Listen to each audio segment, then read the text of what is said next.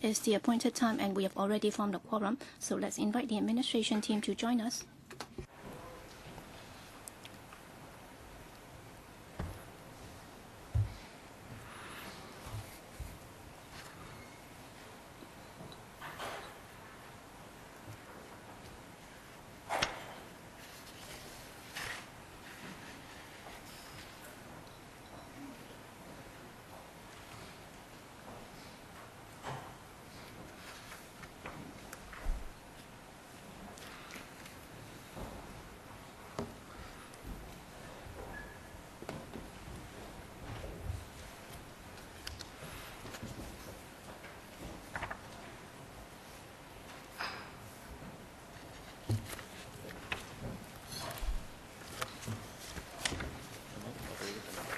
OK 呢個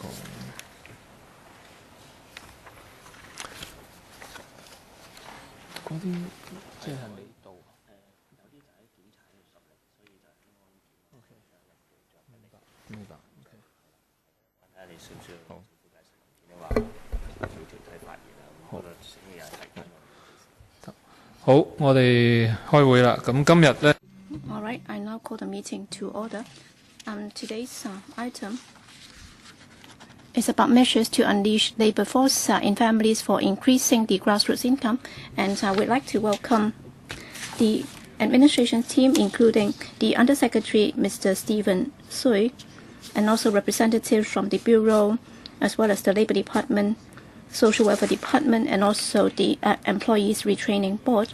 We have also got a dozen or so deputations and individuals who will be speaking to us on this subject.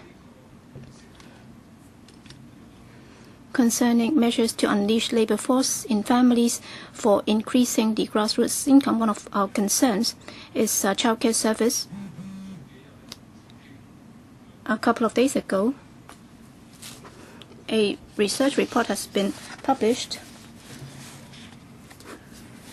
So it says that childcare services are far from adequate, and childcare services have the following problems. Number one, the number of places is not adequate, and also the commitment on the part of the government is not adequate, and also the administration's philosophy lacks vision.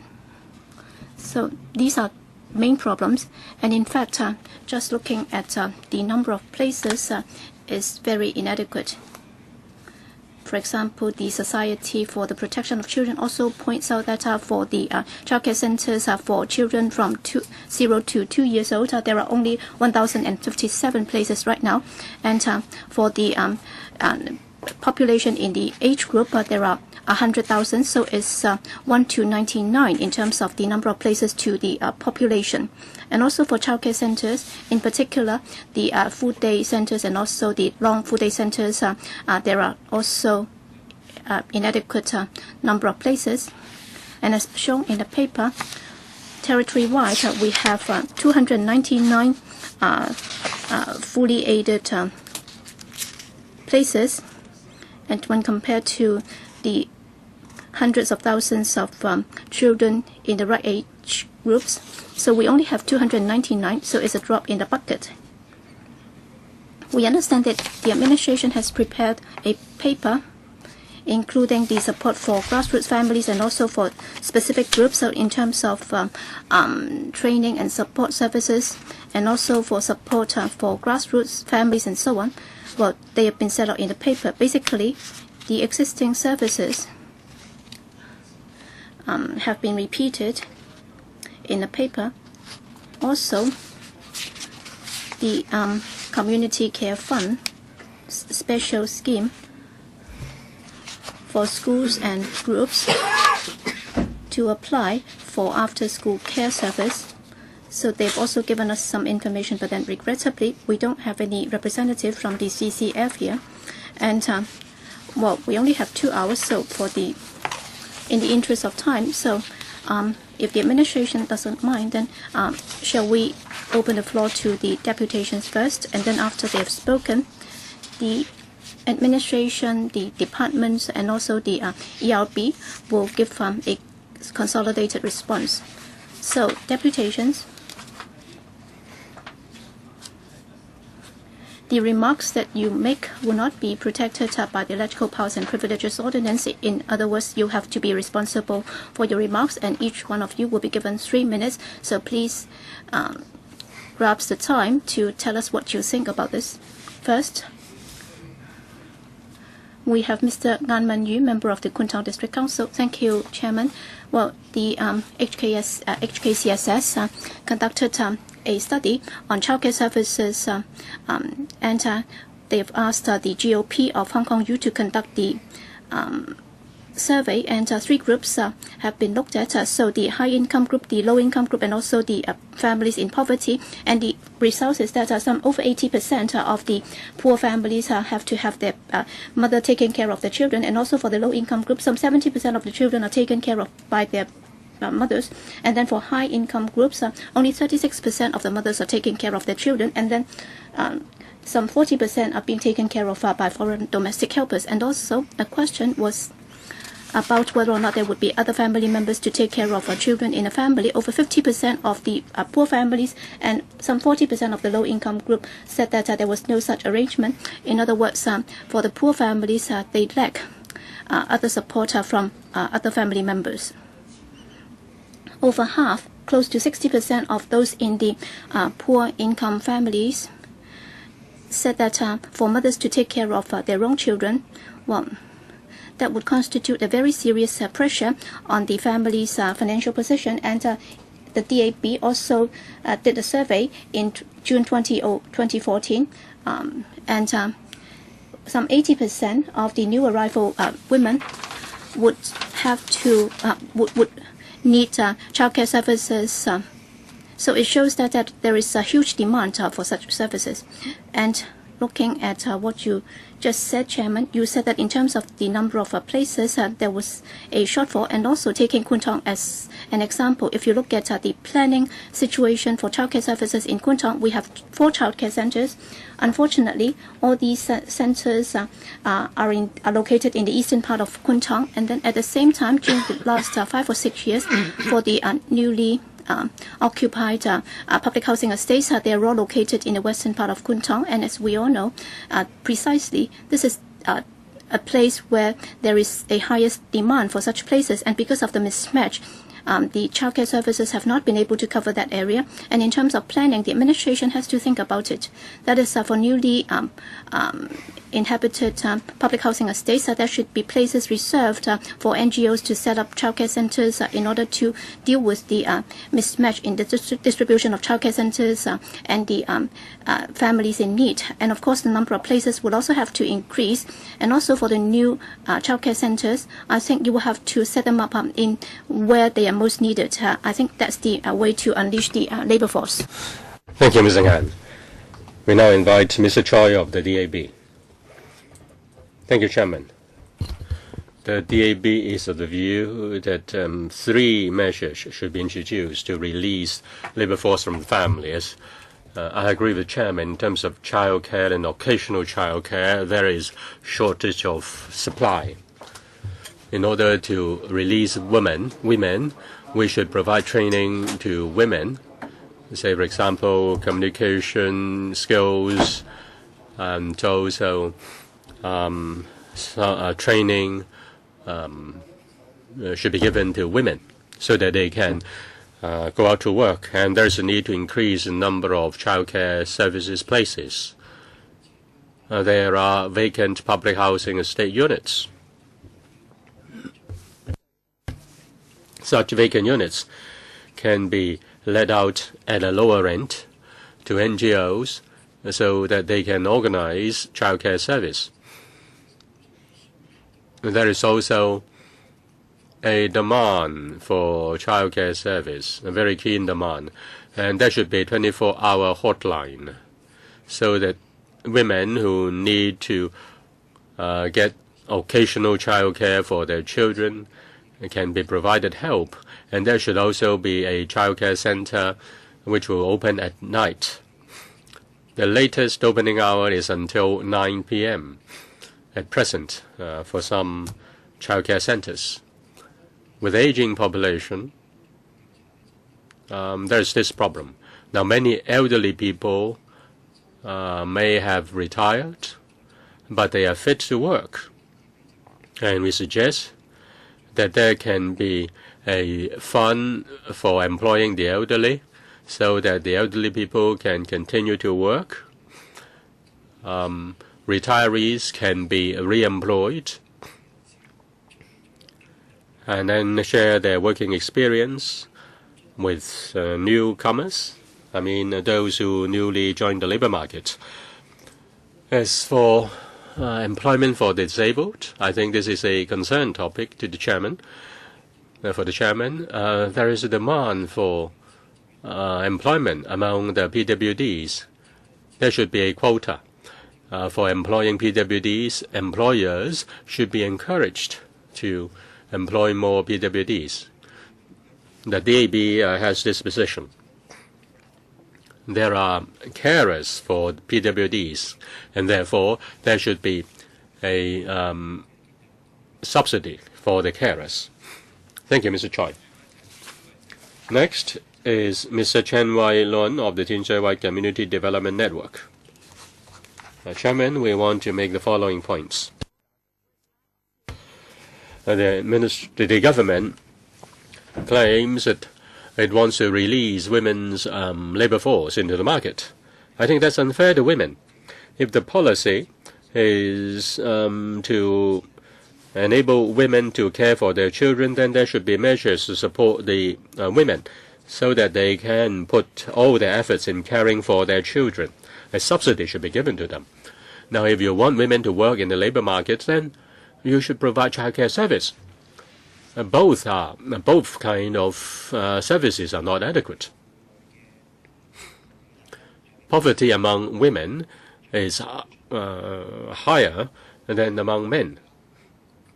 We need to deal with the problem of women becoming poorer and poorer. There is lack of coordination between the Labor Department and the Education Department. If there can be a good childcare service, and the schools and the welfare organizations should work together. There should be better coordination. Now you provide some funds to the schools, but the schools are not able to get those money. They are afraid that they will be put under pressure. The teachers will have to work long hours. From the Education Bureau's point of view, childcare is not their business. Now, if you want the welfare organizations to provide childcare, then you need to provide the means of transportation. How can you bring the children after school to the welfare organizations? And also, holidays are another problem. Say when there are school holidays, when the schools give early release to their children, to their students, then where can the students go? And also the parents are not able to cope with the flexible hours of the schools, and they are also not able to take care of the children when they during the school holidays. There's a need to enhance childcare service through better coordination. As for whole day kindergartens, among 1,000 children within the same age group, there are only 250 places for whole day kindergartens. And many parents have to work. Many families have two working parents in order to make ends meet. There's a need to enhance planning standard between 0 to 2, 3 to 6, so that there can be better land use and better provision of childcare service. Thank you, Mr. Chen. Next is Mr. Leung Shek-lun of the Hong Kong Federations of Women Centers. Now, the issue is to unleash labor force in the family. I think the topic should be unleashed the labor force of women. Women are asked to care for the family. There is lack of gender mainstreaming in terms of caring for the family. As for full-time carers, there are about 600,000 of them, and 98% of them are women.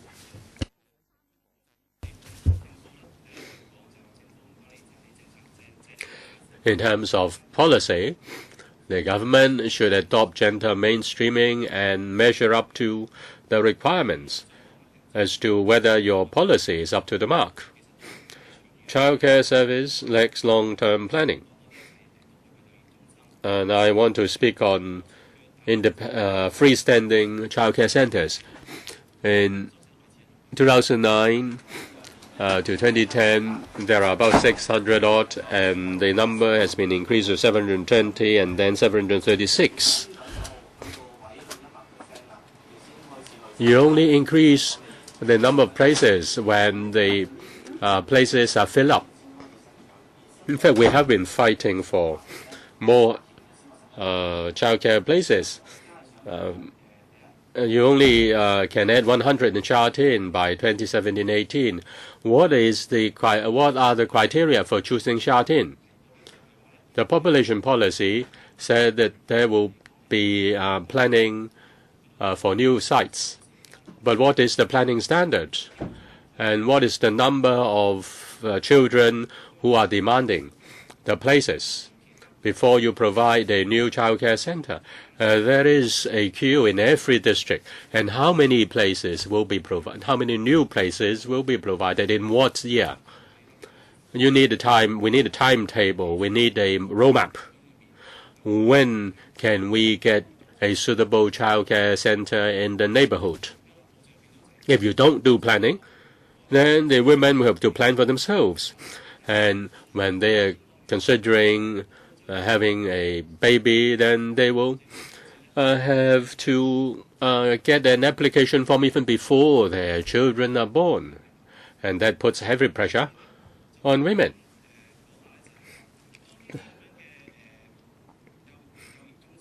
As for these nurseries, rather than childcare centers, these nurseries are in short supply. Then problem arises.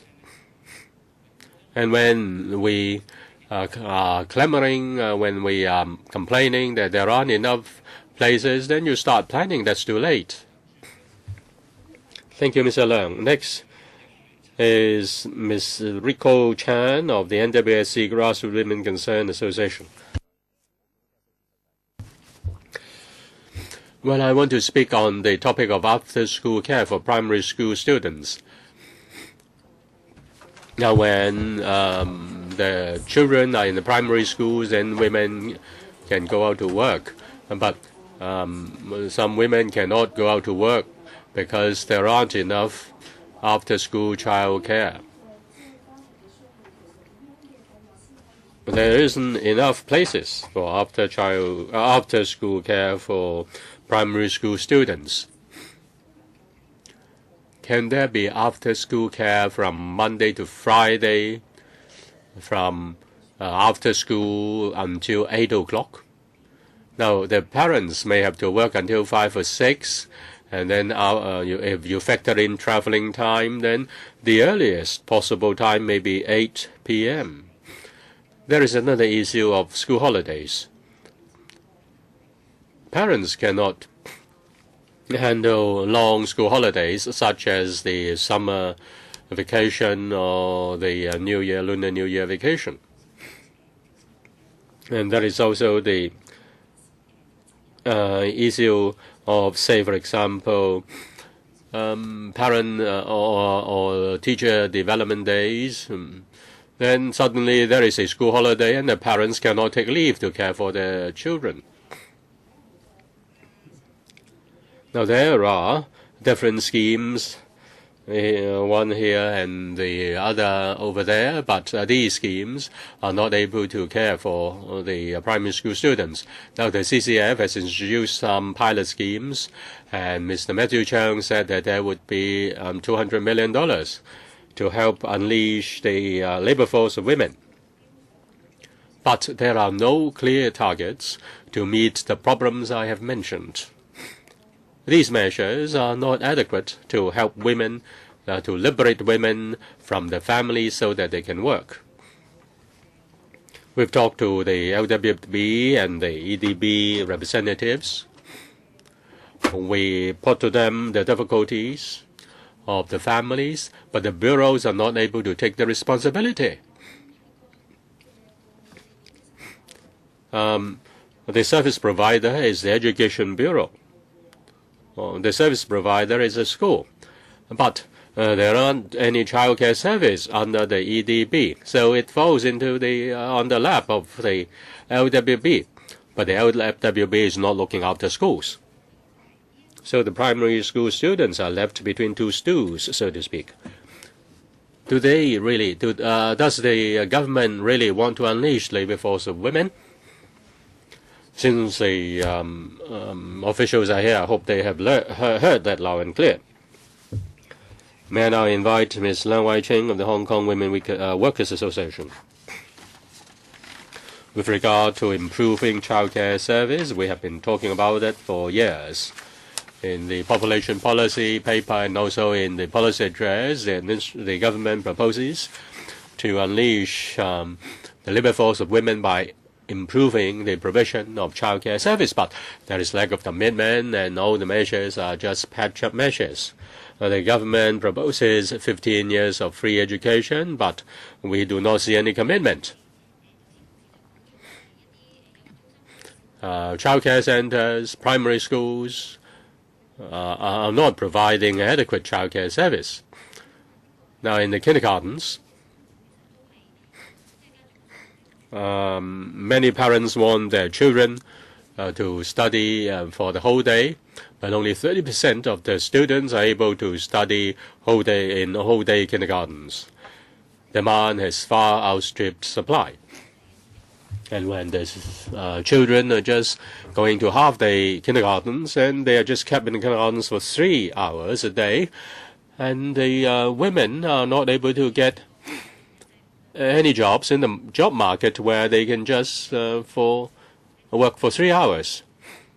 So if the children are just studying or staying in kindergartens for half a day, then you just say that women should not work. As for whole-day schools, if the schools can keep the children until, say, 4 p.m. or 6 p.m., that will significantly reduce the demand for childcare. And there are more training and more learning opportunities for students studying in whole-day schools, and that will be a big improvement. And there is also the problem of high school fees. Many parents are deterred because of high school fees. The government is just providing free kindergarten education on the basis of half-day kindergartens. So the government is just really inconsistent. I think there's a need to provide fully subsidized whole-day kindergartens in order to unleash women's labor force.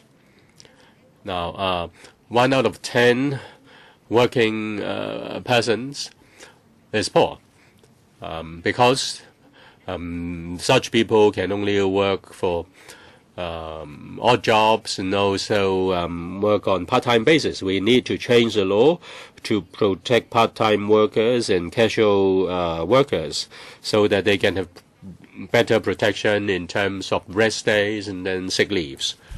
Thank you, Madam Leung. Next is Ms. Dorothy Wong of the Hong Kong Council of Social Service. Thank you.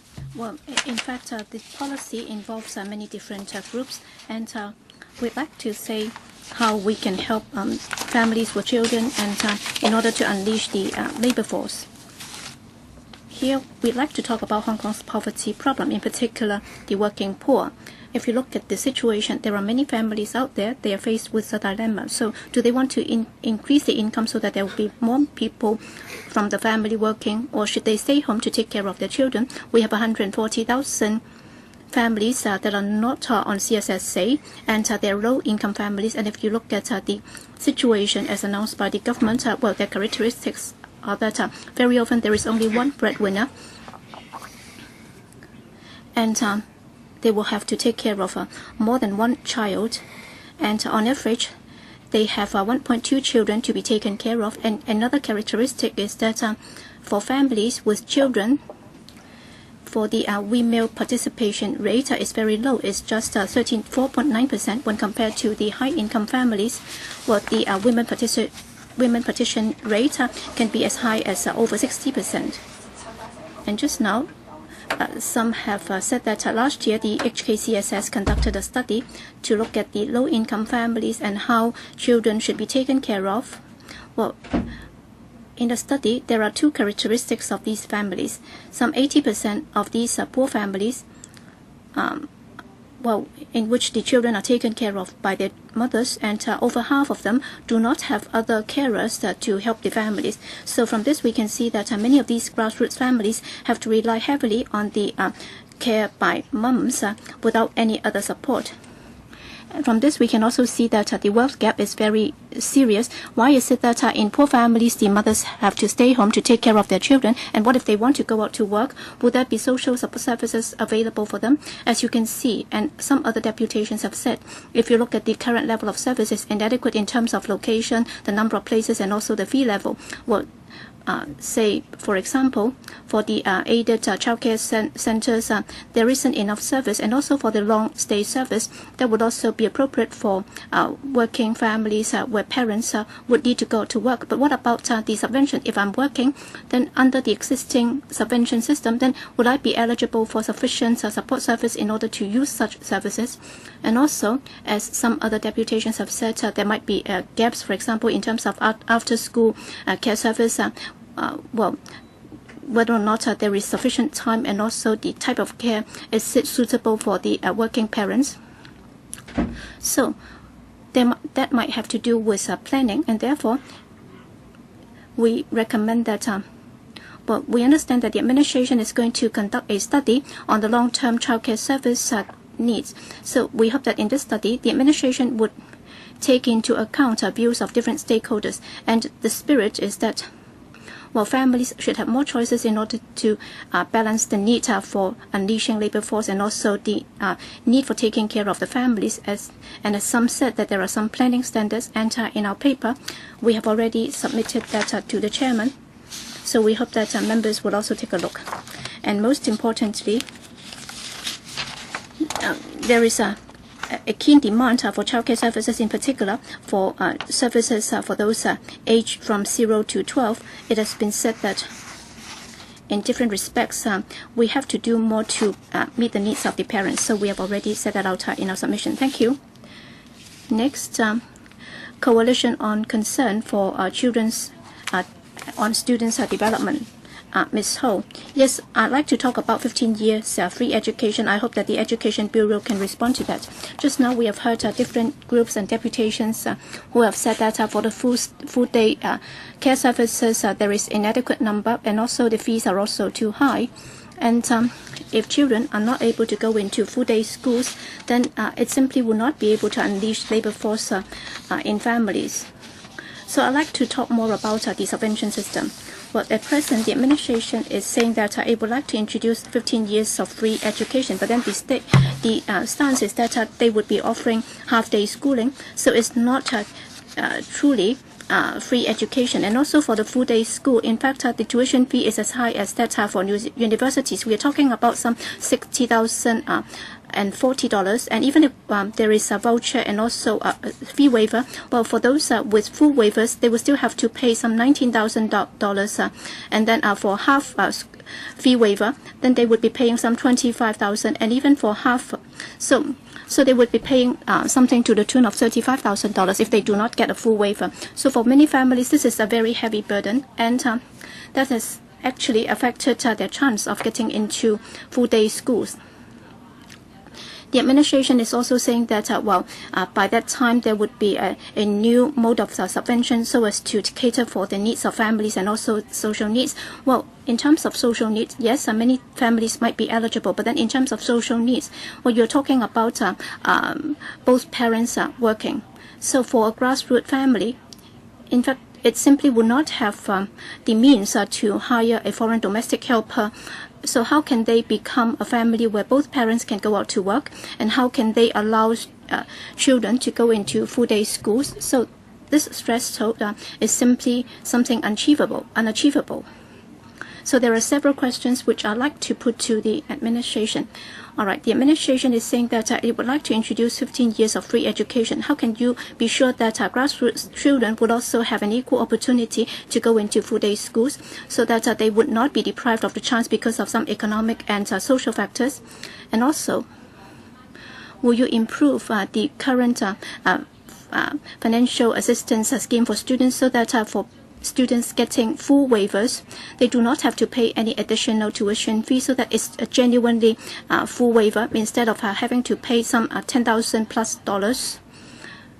And also, under 15 years of free education, they are still submitting reports. So even in 2017, there is still no idea as to whether or not it can be implemented. So with regard to the tuition fee waiver scheme, will there be improvements so that for the cap on tuition fee and also the subsidy level would be aligned so that for students with full waivers, they'll be able to get, they don't have to pay anything.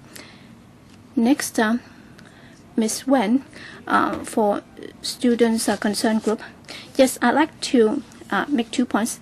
First, for student aid, I think the threshold is too high because very often for the successful cases, they're actually already 50% below the poverty line. So indeed, the threshold is very high. So only the very low-income families will be eligible.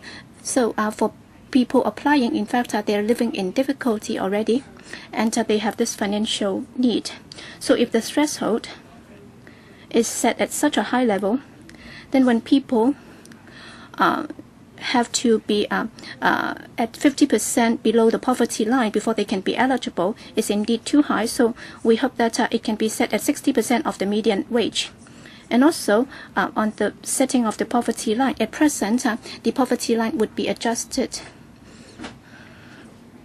So you're actually looking at income. What about other expenses? Those have not been taken into account in setting the poverty line. So for women, even if they go out to work, even if they just take up part-time jobs, trying to help improve their income, then they might immediately exceed the poverty line. So if you want to unleash women's manpower so that they can join the labor force, but then if they become ineligible for certain support if they go out to work, then you will have to adjust that line. So we have two suggestions. Number one, for student aid or the school, the tuition fee waiver scheme, you will have to set it at 60% of median wage, and also the poverty line is something that has to be further discussed, and you will have to pay attention to that. Thank you. Next, Ms. Lee Hai-yin, Children or Students Concern Society. Sorry, I have to speak in Putonghua. Good afternoon. I'm from Prince Edward District. I'm a single parent, and I have a son, and he is now attending kindergarten. And just 2 years and 7 months ago, I had to take care of my child, and therefore I was not able to go to work. And during the past couple of years, I have not been ill at all, so I've been able to work. But then my son has to go into kindergarten, and because my son had flu, and there was cross-infection, and he can only go to school for half a day. And as a result, I was no longer able to go to work. And when he's ill, when I took him to the doctor, I was asked to go to school to take him back. So after half a month of adaptation to the new environment, my son was getting better, and therefore I was able to go back to work. But then as my son keeps falling ill, and before my son goes to kindergarten, I can bring him to work. And therefore my income was able to support the livelihood for both of us. But then after my son goes to kindergarten, I can no longer take up that job. And that's why I no longer had the source of income, and I had to pay my rent and also the tuition fee for my son. That's why I'm very tired, and I'm also very worried. And the teachers told me that my son had psychological problems because he couldn't understand Cantonese, and also for various reasons. And well, I was living in a subdivided flat, and there was no window in my room. And my son was having this nose allergy. That's why I was no longer able to work. And then afterwards, my son, well, when there was no way to tackle the problem, I had to take him to the training course, and I also had to go to a small class. And a mother of my son's classmate said that she also had problems, and as both parents had to go out to work in order to maintain a steady income, but then because of the problem of taking leave, the mother also had to stay home to take care of their kids, and in the end they kept fighting, and as a result they divorced. So because of the child's problem, the family was also affected. So I hope that there can be more assistance for single parents and single moms, so that we'll be able to take care of our kids, and that would be of critical importance. I hope that you can help us. Thank you. All right, thank you, Ms. Lee. Next, Mr. Steve Low from the Labour Party. Well, in a couple of days, we are going to have the Labour Day.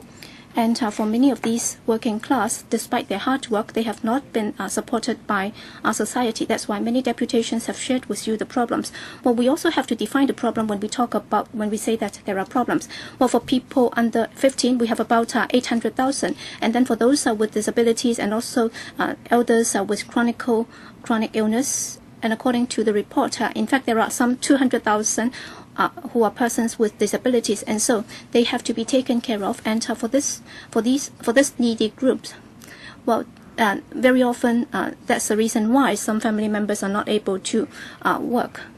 Well, as some deputations have said, well, most family carers are women, and if you look at the 2014 statistics, well, women workers would account for 4%, and then for men that would be over 60%. It shows that many women are not able to go out to work because they have to take care of their families, and therefore the administration has to look at this gender mainstreaming in order to support the women and also the family carers.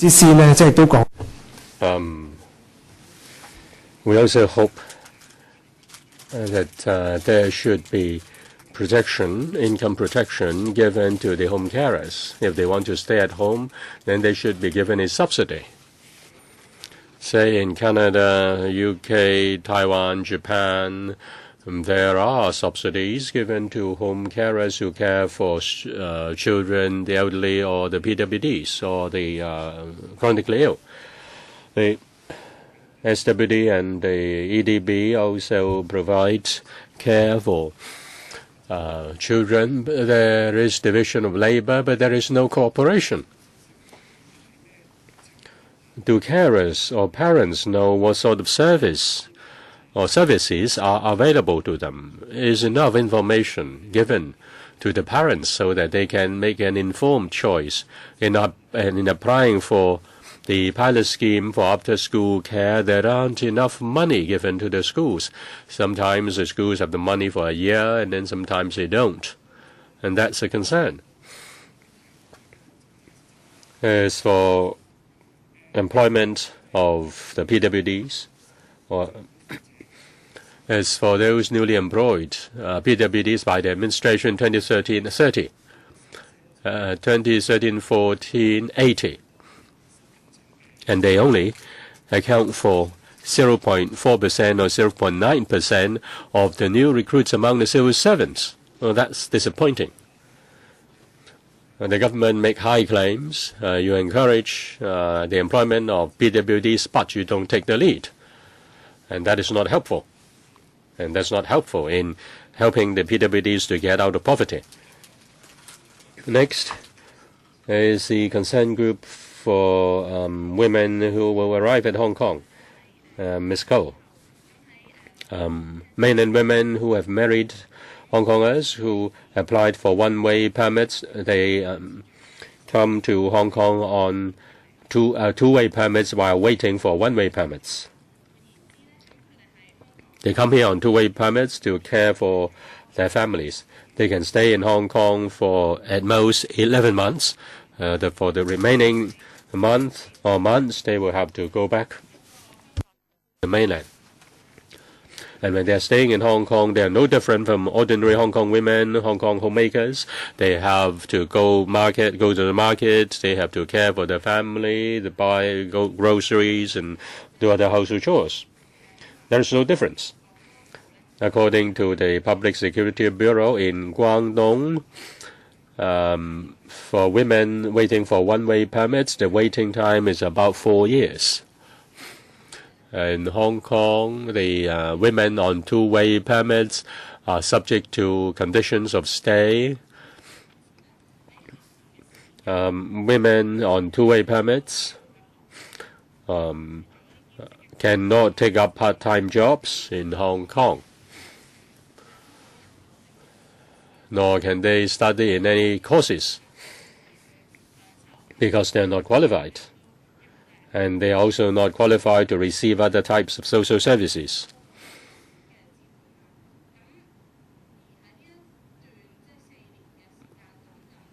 During their waiting time, which may be as long as 4 years, they are just wasting their time, and they have no chance to develop their potentials.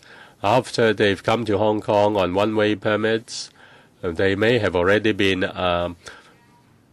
staying at home for several years, and they also have no jobs and no skills, and they find it difficult to be integrated in Hong Kong society. I want to ask the ERB, for those would-be Hong Kongers, for these women, although they don't have Hong Kong permanent residency, can they take the opportunity to receive training while they are in Hong Kong? Can there be any opportunity for them to participate in ERB training courses to equip themselves when they are ready? They can work in the labor market. Thank you, Ms. Ko. Next is the concern for CSSA and Low Income Alliance, Ms. Young. Now the issue is to unleash labor force in the family. Now Ms. Ko mentioned they would be Hong Kongers, those who are preparing to come to Hong Kong. Now if you look at the number of cross-border marriages, you can see that the number is rising. In 2013, there are among 55,000 marriages registered in Hong Kong. There are about half which are cross-border marriages.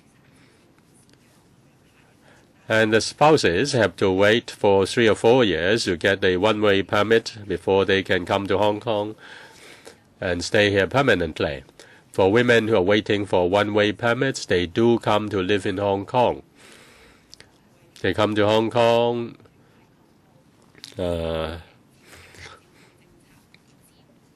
because they need to care for their families.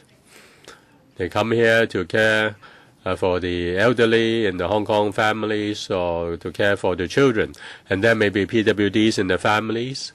And therefore, when they're waiting for the one-way permits, they come on two-way permits and come to Hong Kong to care for the family members here in Hong Kong. But there is no support given to these to these home carers who are on two-way permits. You can check your data.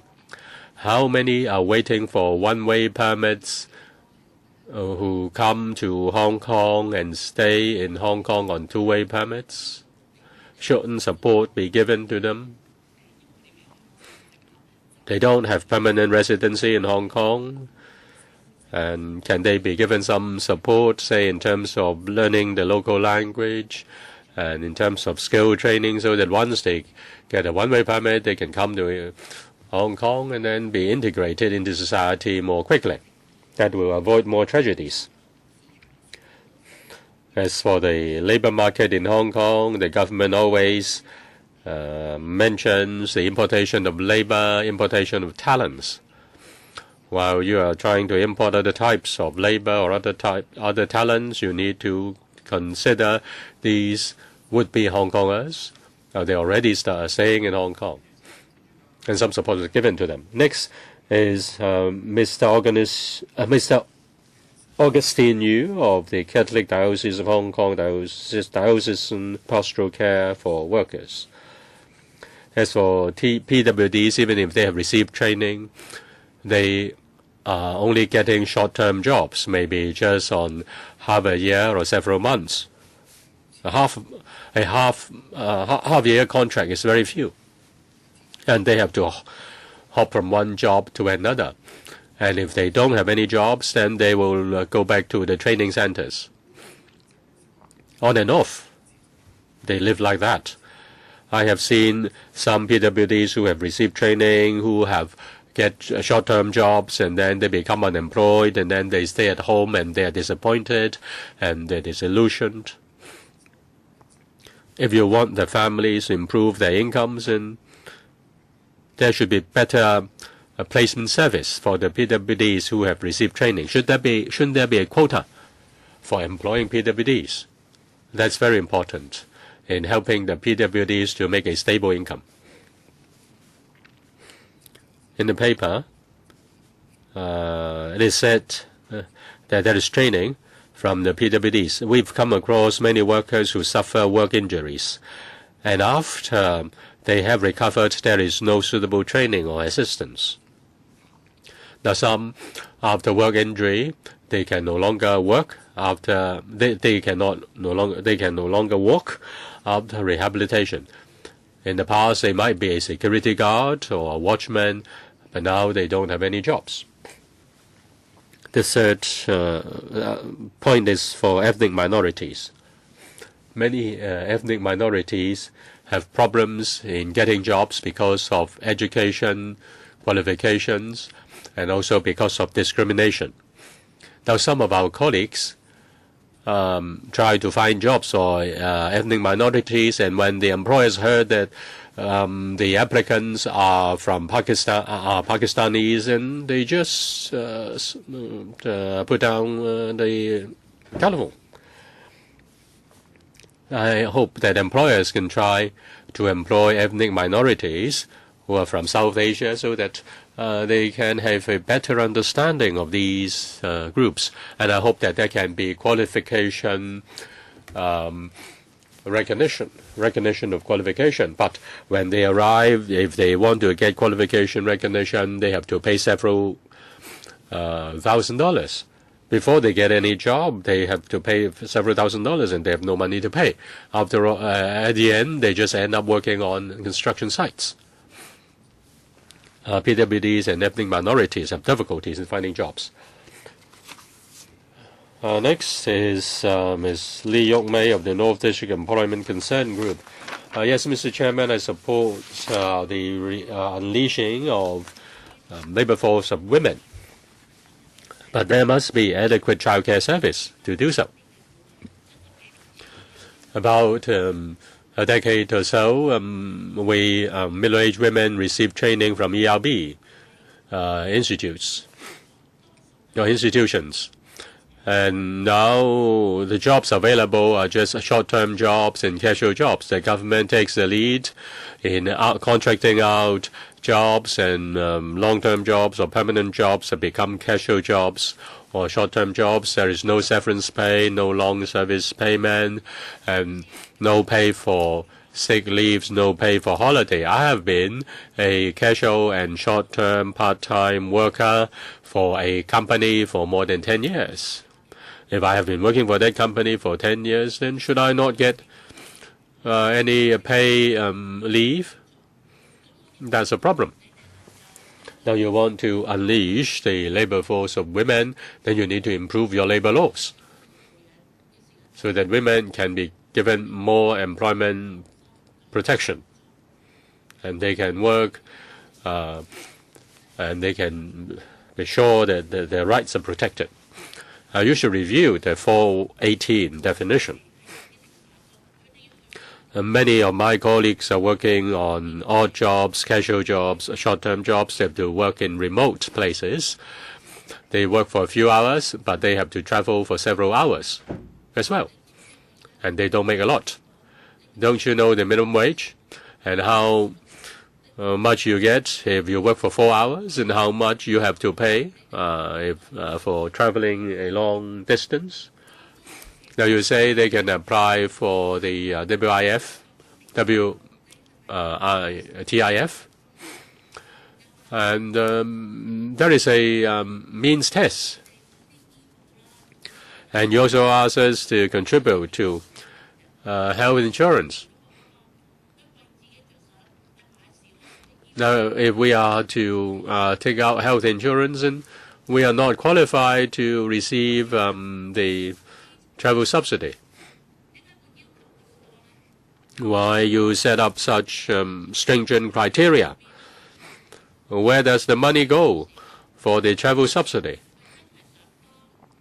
Those who have the need are not qualified, and that's unfair. If you want a harmonious society, then you really need to help the poor. How many people are able to get these subsidies? You've owed them a lot. You really need to review the 418 rule. Next is a Hong Kong policy viewers, Mr. Kong. Good afternoon. We may need to redraw the boundaries of this topic, or the scope of this topic.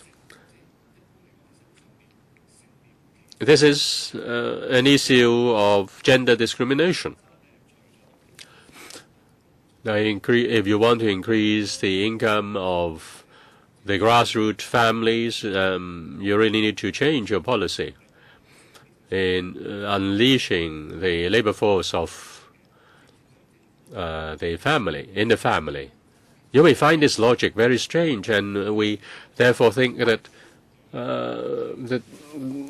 don't know what the government is thinking. In the past, the government has been keeping women in the families like keeping them in prison. If you want to liberate them, then you must introduce some measures. And what about the elderly? What about young people? Don't they also need liberation from the family so that the labor force can be unleashed? And how can we solve this poverty problem? There is a need to review the CSSA level of subsidy, whether the level is adequate. And shouldn't there be a so-called retrospective period for paying the shortfall if the CSSA level is enhanced? Now, even in Canada, whether the pro-government or the opposition, they have signed an agreement. They recognize that a home carer is in fact a job. If you care for your children, you are qualified to get a wage. Now, if you unleash labor force from the family or in the family, then will you get more income? Of course, if you get one more person to work, then you get one more income. But what about expenditure? The government should look into expenditure pattern of the families. Then you know where to draw the poverty line, where to set the CSSA level, and where to set the level for a wage that can support living. So the administration these days never talk about a living wage. So in unleashing the labor force, I'll be very quick in wrapping up. So what kind of labor market is there for women? So I think we're talking about marketization, and in that market, women do not enjoy any protection. So in this respect, we should not just be increasing grassroots income in designing the number of places for after-school care and so on. I think we should be looking at the root of the problem. That is, we should eliminate gender discrimination or sex discrimination. So women have to go to work. And if they have to go to work, and assuming that the administration already has sufficient after-school care services, and also long time or long day kindergarten services, then women should be able to develop themselves and enjoy life as they want. So if the administration is trying to resolve this problem, then it should tackle the problem at its root. That is, it should eliminate sex discrimination. Thank you for the dozen or so deputations who have spoken to us. Well, in summary, it's not just about gender mainstreaming and also adopting a gender perspective in looking at the problem. So has the administration been doing this? And in terms of planning, other than the shortfall in services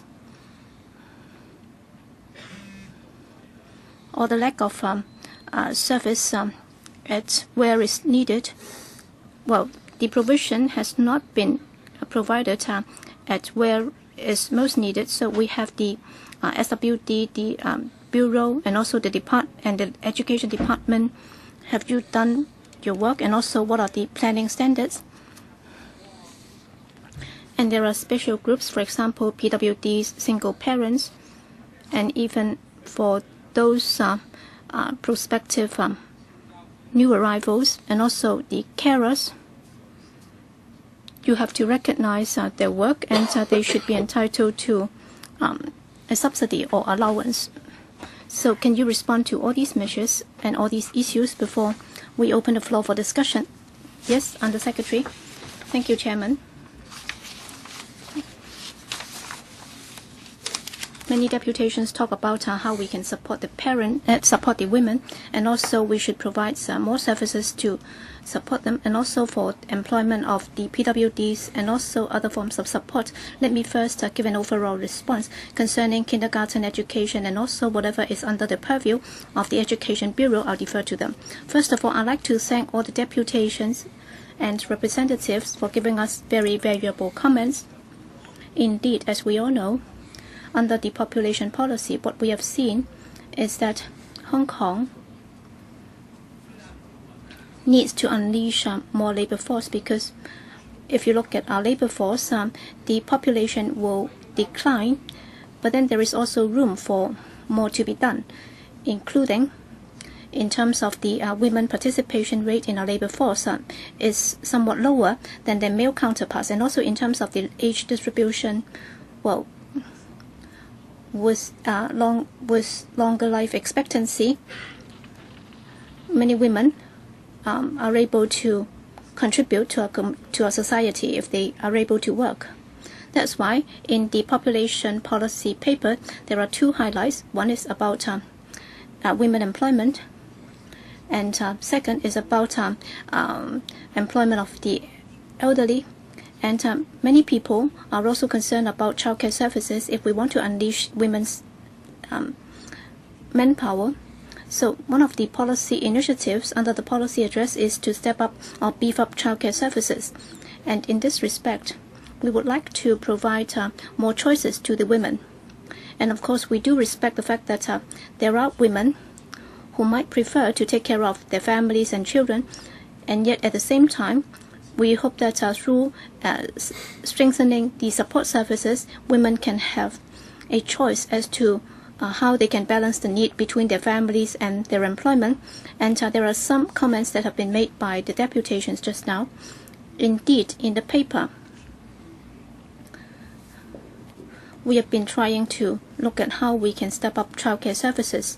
But then before I elaborate on that, just now, some also refer to a recent study report saying that for the children population, and when it's compared with the number of places that we provide in terms of childcare services, well, I'd like to set the record straight. Well, when it comes to children population, in fact, we're talking about different classes and they have different needs. So if we just look at the children's population and then we look at the number of places available, that might not be able to reflect the actual need. For example, in different groups, there is a different support network and there are different resources. And as you have just said, in some cases, they might be able to hire foreign domestic helpers to help them, or they might have grandparents and other support network available. And in some cases, their own desire is that in particular when the children are small, they'd like to stay home to take care of these children first, so that when they grow up, then they would try to go out to work again. So they would be so we have to look at the overall situation. So in terms of the number of places, we have to make sure that they can target the needy families, in particular the groups which are in need of childcare services, and therefore for grassroots families, they have a higher need. That's why through diversified services, we try to reach out to help them. As we have said, we have aided kindergartens and childcare centers come kindergartens. We hope that we can offer some childcare services in those places. And in the private and subvented sectors, as you know, we have some 29,000 such places, and some 7,000 would be subvented places. And as we know, looking at the birth rate and also the population profile, in the past there has been some fluctuation, and therefore to meet different needs, we have to provide and develop more diversified services targeting specific needs. That's why in the past we have also developed extended hour service targeting those who have to work long hours or families with special needs. So we do have extended hour service. We also have occasional care service to cater for their special needs. On top of that, we also have to put in place more flexible arrangements so that for childcare centers and also the neighborhood or community nanny service. So we have to adopt different approaches in order to meet the family's needs. In this regard, we will be beefing up such services. And as you know, in terms of the extended hours service, well, at present we have 1,230 places, and that will be increased to some 6,200 in stages. And after increasing the extended hours service, there would be concrete effect. For example, in the past, well, without the extended hours service, some families might only be able to work on part-time basis, but then with the extended hours service, there is a chance that some of the parents might be able to take on full-time jobs, and because of the mismatch in time, some women in the past who might not be able to work will now be able to rejoin the labor market. So we are targeting districts with specific needs, so we will be increasing the places in those districts. But then we must not forget that in terms of standalone childcare centers, will be increasing the number of places. As you know, in 2017 and 18, in Sha Tin there will be additional 100 places. In other districts, we are also identifying places so that I would be able to meet future needs. In this respect, I'd like to mention, well, as to why there have not been increases in the past. That's because there have been changes in the number of places in the past, but then if you look at the overall population profile, there has also been change. For example, in 2001 to 2006, well, for those aged from 0 to 3, it changed from 145,000 to about 120,000. And in recent years, it came back up.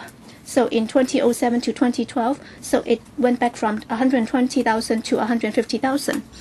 So if you look at the situation, the difference is not very significant. So looking at the figures in 2013 to 2020, it will stay at about 150, and then starting from 2023, it will come back down again. So you will have to look at the fluctuation in population. That's why in making plans, we cannot just look at the number of standalone childcare centers. We also have to offer more flexible services.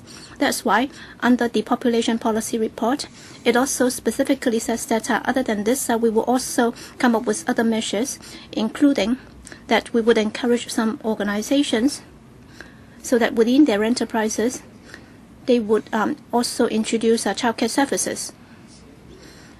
And then for the special scheme for private land for welfare uses, at appropriate junctures, we would also be introducing childcare services.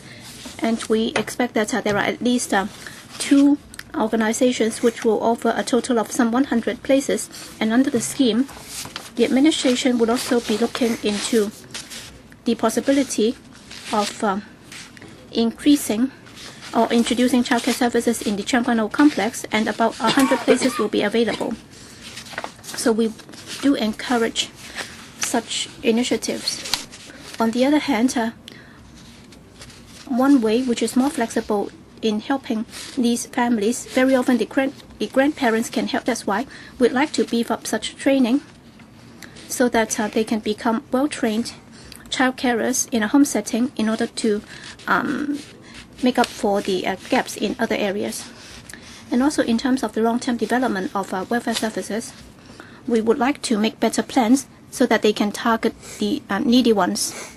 And also for different modes of operation, we'd like to position them in such a way that they would be able to cater for the needs of the families. And also, we would like to look at the population change and decide what we need to do.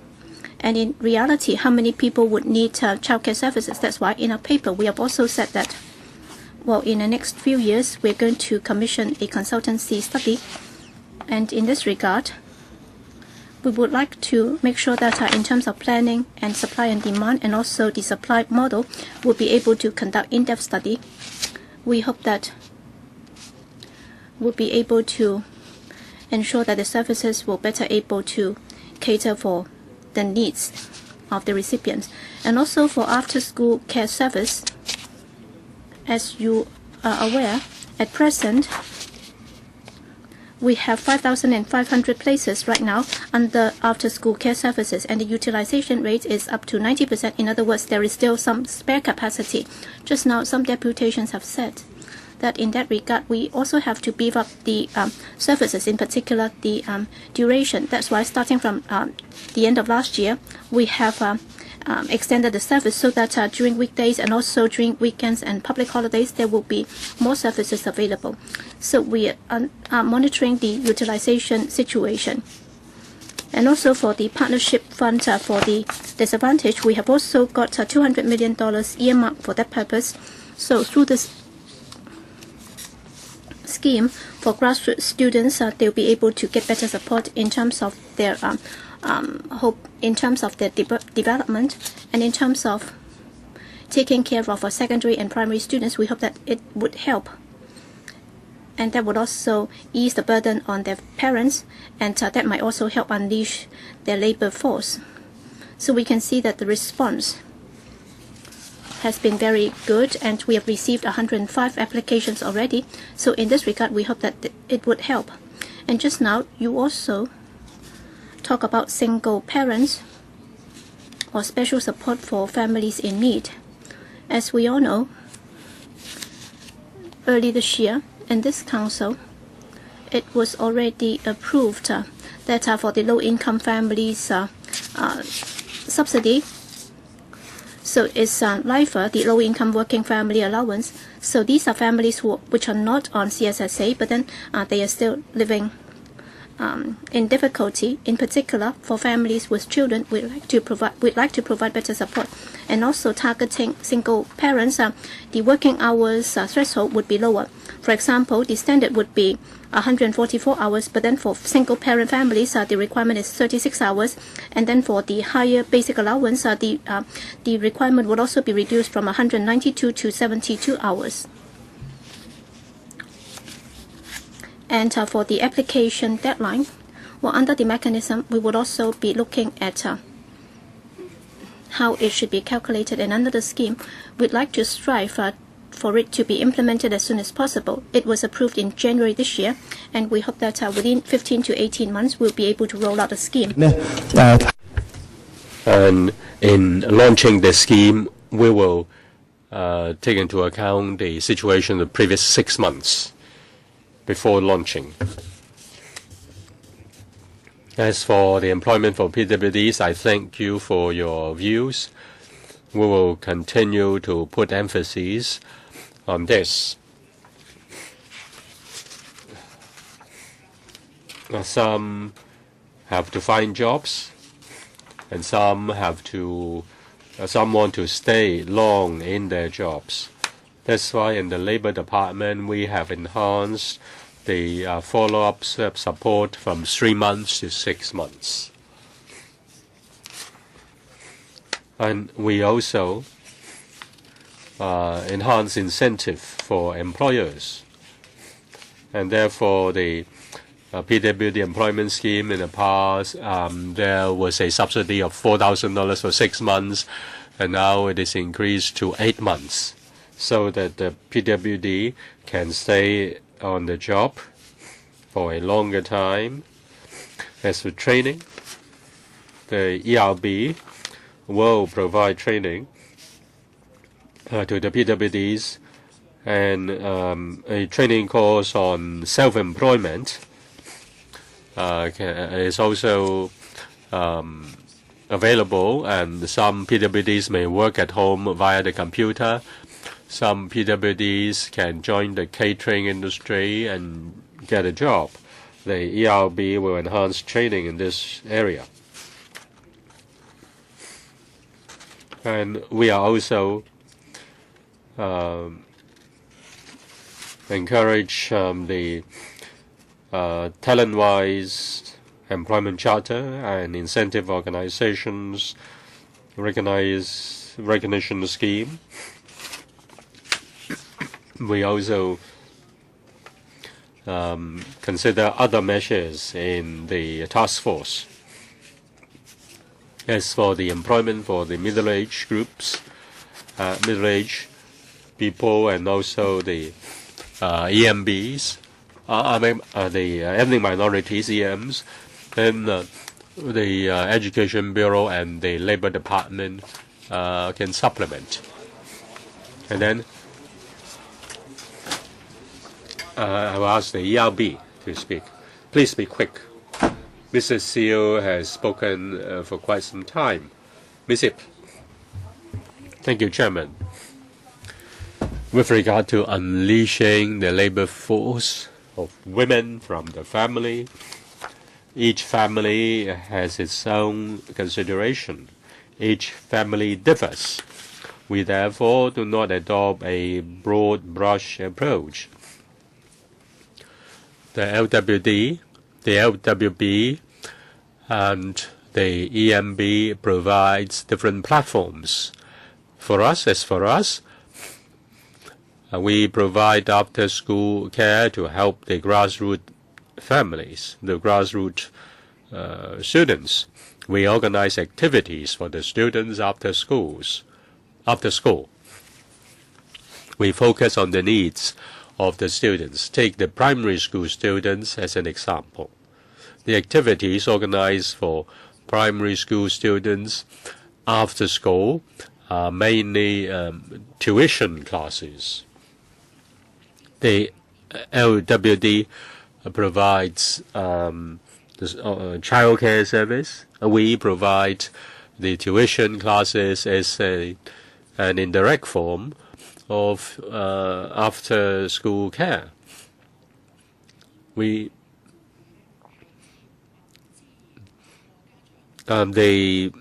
schools ask the parents and teachers for suggestions, and these tuition classes are for the students. These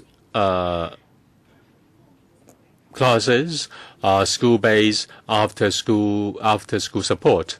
Every year, the EMB puts $240 million to this, and we encourage the schools and the NGOs can work together and organize after-school activities. And the after-school activities have to cater to the needs of the students. And we thank the CCF for introducing a pilot scheme, and Mr. Leung will speak on the pilot scheme. As for kindergarten places, now with regard to 15 years of education, in the free education, in the middle of this year, there will be a report, and please, not May. Yes, middle of the year. You have changed. No, it should be in the middle of this year. Mr. Leung, with regard to the subsidy given to the schools, I will respond by way of 2 points. The subsidy given to after-school care is adjusted according to inflation. The CCF has recently launched a fixed amount subsidy and added $1,000 to the fixed amount subsidy, and that per head, and that has strengthened. That has been therefore further enhanced. And every year we provide $40 million for after-school activities. Do other departments want to respond? Yes, Mr. Hui of the Labour Department. I will speak on employment of the elderly and employment of the as ethnic minorities. We encourage employment of the elderly by education and publicity, encourage employers to employ the elderly. Through APIs, both audio and visual, we put up APIs to encourage the employment of elderly. And then we also ask the Human Resource Managers Institute to organize seminars to encourage employers to employ the elderly. There is a special page on the internet for the on our website which lists the jobs suitable for the elderly. We also have large-scale job fairs for the elderly.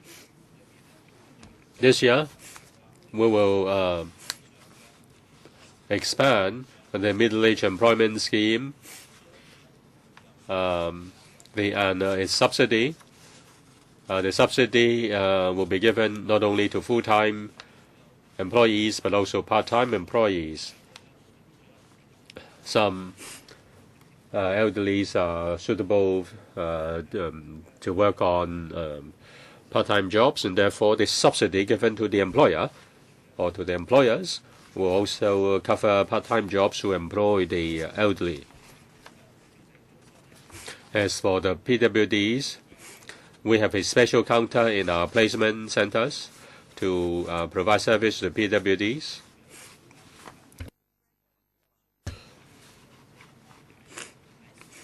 And we also are able to provide ethnic minority interpretation service. Employment information will be provided in Chinese and English. As for the ethnic minorities, apart from organizing large-scale job fairs every year in our placement centers, we also have local employment, local job fairs to inform the ethnic minorities of the jobs available. Starting from September 2004, we also have an employment ambassador scheme. Young people who have joined the YWETP scheme will be employed by the Labour Department to provide job assistance to the ethnic job placement service to the ethnic minorities. The ethnic minorities who are receiving training, job training, can enrich their employment experience so that in the future, after completion of their training courses, they can get jobs more easily. We don't have much time left.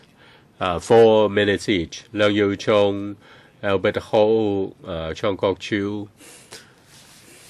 I think the representatives are coming. You spend about an hour, and then the government officials are not disregarded. They are given half an hour. And after you've heard the officials reply, I think the groups should have left because the administration, the officials are doing everything. Your problems are not problems at all. They have already provided all the services needed. But the point is whether there is enough. They have done enough. the service provider is adequate, or they are just scratching the service. They are doing it apparently, but how effective are those services? There is no performance indicator. None at all. Mr. Siu, the Undersecretary, referred to many numbers, saying increase the number of places. But if you look at the actual situation, the actual effectiveness, now some measures will only take place soon, but you have not set any targets or indicators, performance indicators. It's very important. What about the service quality? Are there any service quality indicators? You mentioned many services, many kinds of services, but there is no performance indicator.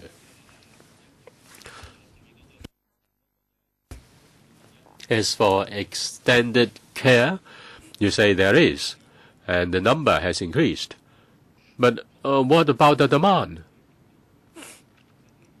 There may not be many users. I've organized childcare centers. I've not organized community nanny service. Are there many users? Not many. Say for the mutual care centers, mutual child care centers, you have to, or neighborhood child care centers, you have to pay. And if you use the service, you may need to pay several $100s. Now, if they pay for just a day, they may be able to afford it. But if you don't, but if they use it for many days, then they may not be able to afford it. You say you provide this and that service, but have you considered the users and also their perspective?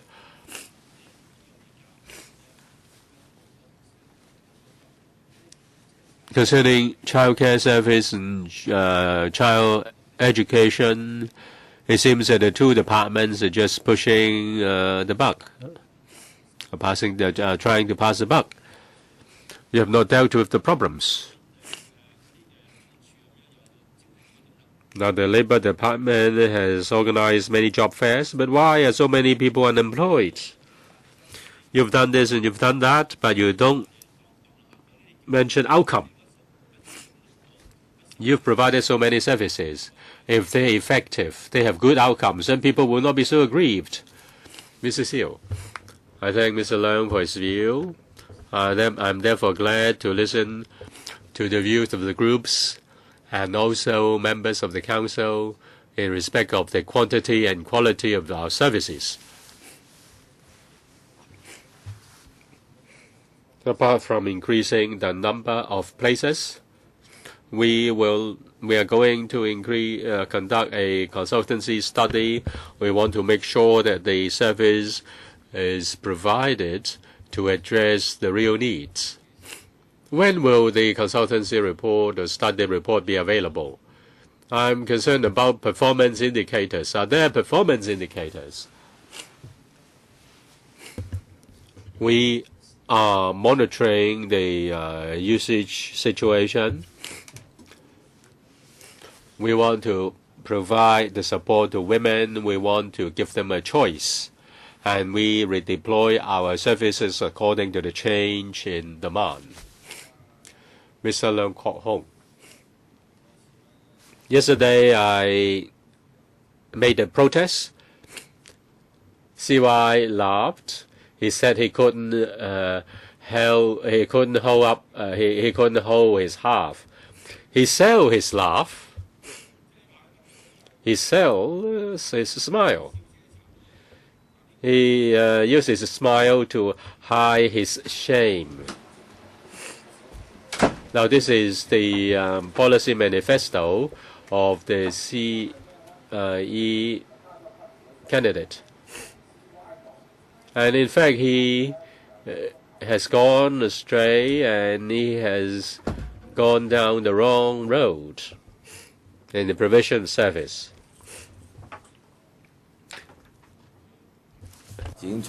So you talk about promoting economic development, and he's there to do concrete things instead of staging a show. All right, Under Secretary. So given the poor service, you're still promoted to become the Under Secretary.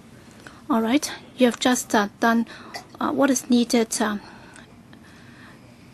in terms of, well, you've just provided lip service to everything. You said that there are some 5,200 places in terms of after-school places, and the utilization rate is 90%. In other words, there is still a spare capacity of 10%. You should feel embarrassed. 5,200 places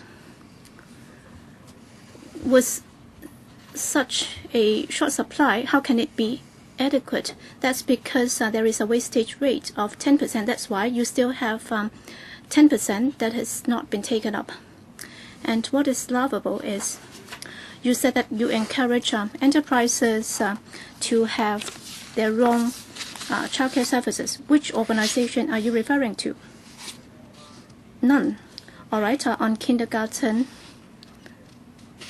So in Germany, they have the Industrial Revolution because they have too many workers who have to be engaged, and because there was a shortage of childcare services. That's why right next to the enterprise there would be a kindergarten. So that's the origin of this. And now in Hong Kong, we've been talking about that for more than 100 years. And yet, which organization is doing this? And you said that some 60 organizations have been approached, and at least 2 will be providing 100 places. But what about the remaining ones? So you're talking about 200 places. And thirdly, in the Cheung Kwan O complex, 100 places will be added. So this is really laughable. So is it that for those receiving your service, they will be placing their children with you? Or would you be placing your own children there? So you're talking about unleashing the labor force in families. So if they are from the middle class, they do not need your help, according to the HKCSS. Well, for the middle class, they have managed to meet their own needs. They have FDH, and there are more FDH than moms taking care of children in these families. So you're talking about unleashing the labor force. What have you done? So when I read out the paper, would you not feel embarrassed? Do you think that so long as you can read fast, no one can catch you? So you have 2,000 places, and you said that some 10% has not been taken out. But then people have already told you that it's because of your lousy service. That's why there is still a spare capacity. And also, so out of the 100 organizations approached, 2 would be offering some 100 places. And which organizations are doing this? And also for the Cheung Kwan O complex, there would be an introduction of 100 childcare places. So would that be used by you or by the service users? So Cheung Kwan O is my constituency. If people are able to go to your complex, either they would be sweating to death, or they would have to walk a long distance. So Cheung Kwan O complex is very remote. So how can you expect people to bring their children to Cheung Kwan O complex to receive service? I'm not blaming you. I'm blaming your boss, CY, who has made a promise and yet who has not been able to deliver it. So we have to point out that on the 8th of March, Leung Chun-ying gave me this manifesto, gave me this paper, and he has gone astray, and he has not resorted to the proper approach. He has not done the right thing. So do you have figures? Do you have justifications? Don't laugh. As I said, we have a series of measures to increase the number of places, and through different approaches, we try to beef up our childcare services. That's why, as I said, one of the measures is to encourage the enterprises to also introduce childcare services. This is one of the initiatives. But then which enterprise is doing this? Do you have a target? So do you have a target as to how many enterprises will be doing that, and how many places can be offered in which district, and how much would they charge? Would there be a charge? Well, as I said, in our overall planning, we've been saying that on the one hand, we would increase the number of childcare centers. On the other, we would be extending the service, and also through other support measures. But then what about the Cheung Kwan O complex? And also in the consultancy report, there will be a comprehensive planning for the long term.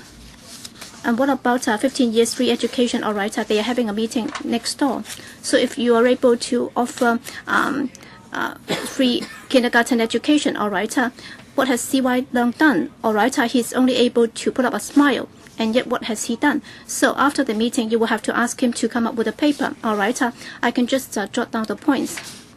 So what would you like him to do? So for the 200 places, he said that he said that the take-up rate was 90%. So have you conducted any study? How come there is still this 10% that has not been taken up? So is it that the service have not been able to cater for their needs? And also out of the 5,200 places for after-school care service, so in my constituency, why don't you just distribute 10,000 vouchers? I'll be able to get 10,000 people who would try to apply for after-school care service. So this is idiotic. So would you be looking at the demand and supply situation for after-school care service? Well, I'll defer to the Assistant Director from BSWD to say a few words. So what have you done to encourage them? Which enterprise have you encouraged to roll out the service? Well, for after-school care service, it's run by NGOs, and for the 5,200 places, they are distributed in 49 after-school care service. So our policy is that every year we will review the situation, and then we would allocate the places to the different centers. And the utilization rate is generally 90%, and we'll be keeping an eye on this. And in districts where there is a surplus, then next year we will adjust it accordingly. So in the consultancy study, will you be looking into that too? So can you tell us the scope of the consultancy study? Or after the meeting, can you supply a paper? Because this is important, because according to the Undersecretary, the overall childcare service, in terms of the population policy, you said that there will be a study. So what is the timetable and what is the scope of the study? And who is going to do it? Is there a chance for the NGOs to take part? Well, we are still working out the details, and we expect that within this year, we'll be coming up with the consultancy report. And as usual, we will approach the stakeholders, and there'll be more communication. All right, if the NGO is willing to do it, then you would do it. And if they are not willing to do it, or if they think that it's not worth it, then you are not going to do it either. So it's almost like taking a snapshot. So if they are willing to do it, then you will allow them to do it. Do you have any policy on that? So if NGOs are willing to do it, then they will just do it. So what has the administration done? What is your role in all that? So can you give us the scope and also the timetable of implementation so that we will have a better understanding? Because after all, this is an important study. And under the population policy, you've also made reference to that. And last Friday, the Chief Secretary also gave an account on this. Yes, as we have said, we are still working out the details. And when the details are out, of course, we will continue to talk to the sector and the stakeholders. So there will definitely be more communication. So we are still working out the details, but then within this year, we're going to do it. So I think we might as well dissolve the government, and then the NGOs be asked to take up the job. So you're referring to 2015, but then it's already May. So we have at least 4 months have passed. So in the next 2 months, will you be able to come up with a report? In fact, as we have said, in 2015-16, we're going to do it. In other words, we will try to do it as soon as possible, but still, we are still working out the details. In this respect, we have already made some preparation, as we have been doing in the past. Well, in preparing such consultancy study, we will have to communicate with the sector and the stakeholders. Okay, you don't even have the timetable nor the scope of the study. So many people have spoken, and they have asked you to come up with better planning.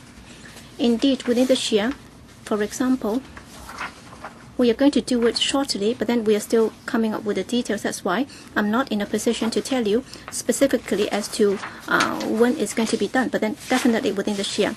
Next, Mr. Peter Cheung, I think the administration still hasn't got anything concrete in mind, so we can still voice our concerns, but then it's up to them to decide if they are going to take on board our views. But then if we wait till after they have come up with the details and put everything out to tender, then there is no way that they can turn the clock back, because they've already set out the details. And so what I'd like to say is that for childcare service and childcare and early child education, they will have to converge, because you're talking about those from 2 to 4 years old or 0 to 4. I don't know how the threshold is set, but then by the time when they reach 4, that would be the purview of the Education Bureau. All right, they talk about extending the service hours, because for kindergarten education it should be just for 3 hours. But then if we were to unleash the labor force, then how can 3 hours be enough? So you should be talking about whole day or full day school. So in doing this, will you make sure that there will be full conversion, so that you can provide or offer more whole day kindergartens in order to meet the needs? Or else if there isn't any coordination, then there will be problems. So that's the point that I'd like to make. And second, I don't know if the Bureau or the department have received this. You should have received it, but then I'm not sure if you have read it right away. So this is the Bohemia Foundation, and this is also a pro-government think tank. All right, they are referring to support for the parents, so that there can be full employment, so that there can be comprehensive childcare services. So they also make some recommendations, which have been mentioned by some of the deputations just now. So community nannies, how that should be done, and for extended hours service, that should also be done, and also for carers subsidy pilot scheme, and also the establishment of childcare vouchers. So I think these are very novel ideas. We have mentioned that before, but then the fact that it's been recommended by this think tank, which is very close to the administration, in other words, they also buy these ideas. So would you consider them? That's point number one. And number two, Under Secretary, can you answer my question? We have repeatedly said that before. So for community nanny, can you treat that as a job? Because right now you are only offering them some traveling expenses as if it's just a voluntary service. So what if you pay them $32.5 an hour? Is that okay? All right, for the Bohemia Foundation's recommendations in terms of the quantity and also the allowance for the carers, well, can you consider that? Yes, as Mr. Peter CHEUNG just said, there are many details that have to be looked at, including the 15-year free education committee. They've also made some recommendations, and as Mr. CHEUNG said, that would also help us plan our future childcare services. So indeed, we have to look at those reports. And as I've said, well, in the report, we will definitely be talking to the stakeholders and the sector. We will be taking reference to their views. As for the study reports of the think tanks, we do pay attention to them. We'll consider their views, whether they are there is something for us. As for the community nannies,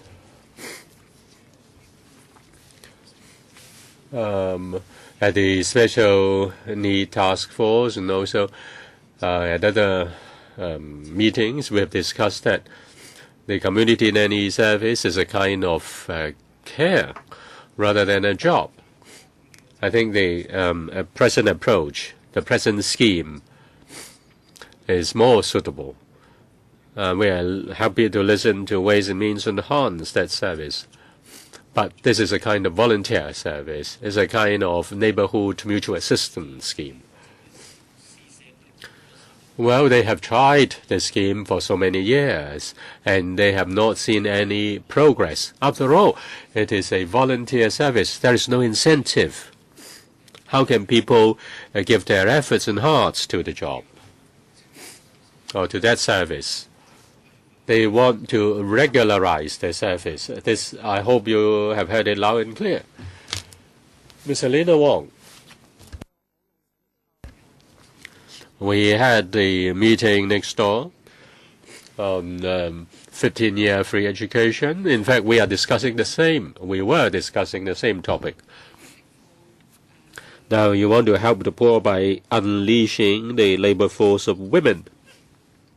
The crucial issue is childcare service, whole-day kindergarten places, and also extended whole-day kindergarten service. Under HKPSG, among 1,000 children 3 to 5, then there are only 200 whole-day kindergarten places. That is lagging behind the time. I move a motion next door, and the motion was endorsed. The government should review this planning guideline so as to substantially increase the number of places for whole-day kindergartens and extended whole-day kindergartens so as to unleash labor force of women. The indicator is lagging behind the times. In the past, it was believed that women would stay at home and care for their children, so half-day kindergarten would be okay.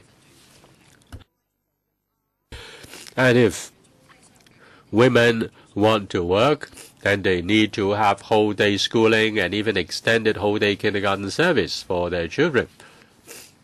You need to work with the Education Bureau, do your sums correctly, and increase the places substantially. As for whole-day childcare centers, there is an acute shortage. I mean, subsidized childcare centers, freestanding kindergarten childcare centers usage rate 90%, more than 90%. I welcome that in Sha Tin, starting from 2015, there will be a new center. But what about districts, Sam Shui Po, Cheung Sha Wan, where the centers are operating at full capacity? It's tragic. If we discuss childcare, there is no news coverage. They all think that's women's affair. And there is no news reporting on that. There's no news coverage on that. So the government doesn't do it. Carrie Lam adopted a high profile with regard to population policy and helping the poor. The Education Bureau and the LWB should face up to the issue squarely. The shortage of childcare service, a shortage of whole-day kindergarten and extended whole-day kindergarten service should be faced up to. And if you don't do it, then women will suffer. You need to review your community nanny service. You just pay $20 per hour to the community nannies. But starting from 1st of May, statutory minimum wage is $32.5. You shouldn't regard them as just volunteers. Give them a reasonable pay so that those who have the needs, who have such a need, can be provided with service. Mrs. Siu, thank you, Ms. Wong, for your views. That's why we have the consultancy study. We want to assess the latest needs. We also need to consider the recommendations by the Committee on 15 Years of Free Education. We look at planning from a macro view. We don't just look at the service centers. We also look at other types of services. The consultancy study will adopt a very broad view. Now, two groups mention the women that will migrate to Hong Kong. They are on two-way permits. They cannot get any service in terms of employment, in terms of training, and other support service. Can the ERB be more flexible? It's not about cash assistance. It's about provision of service. After they've got one-way permits, they can join the labor market more easily if they have received training. Let me respond to the question raised by Ms. Cole for the women who will migrate to Hong Kong. The ERB is under the ERB ordinance. According to the law, we can only provide service to the eligible employees.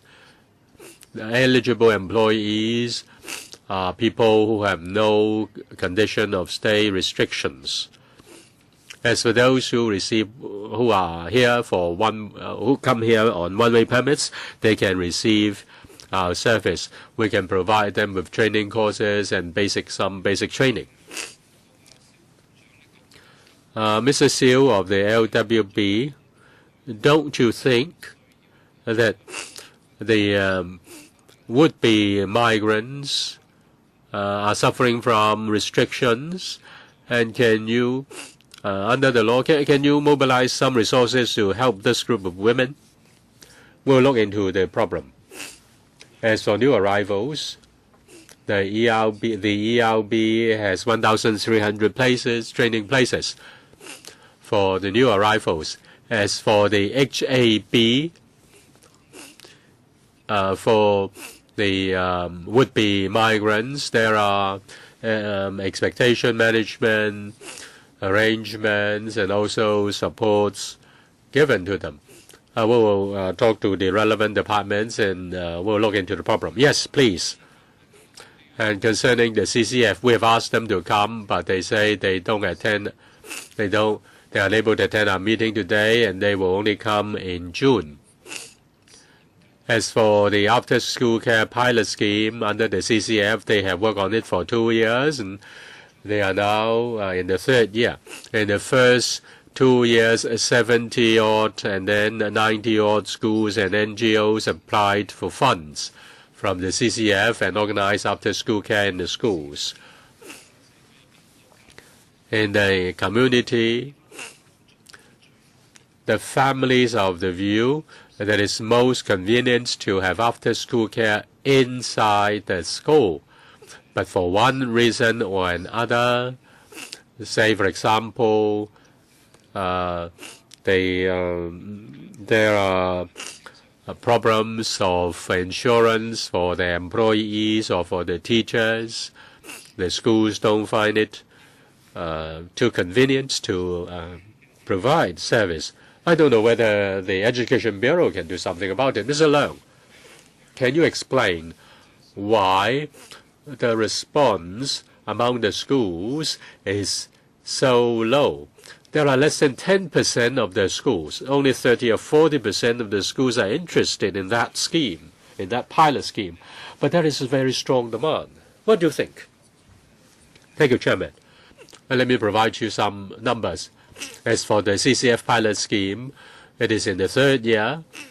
In the 3rd year, the number of schools participating, and also NGOs participating, 98 altogether, and then 11,000 people are benefited from the scheme. It is similar to the 2nd year, and there is a slight increase in comparison with the 1st year.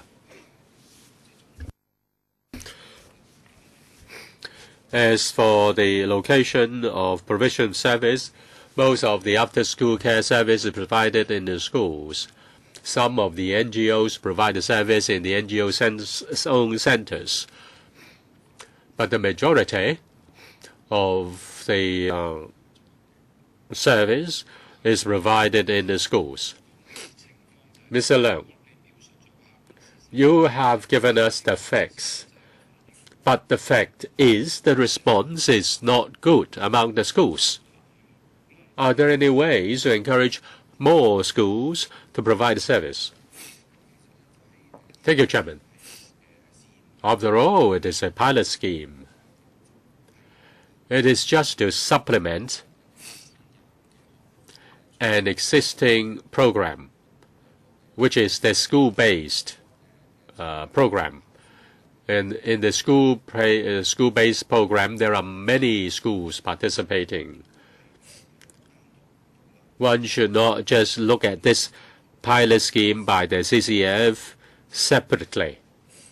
It is just to supplement the other scheme. It is a kind of subsidy. It is based on the existing EDB program. The EDB program provides about $240 million.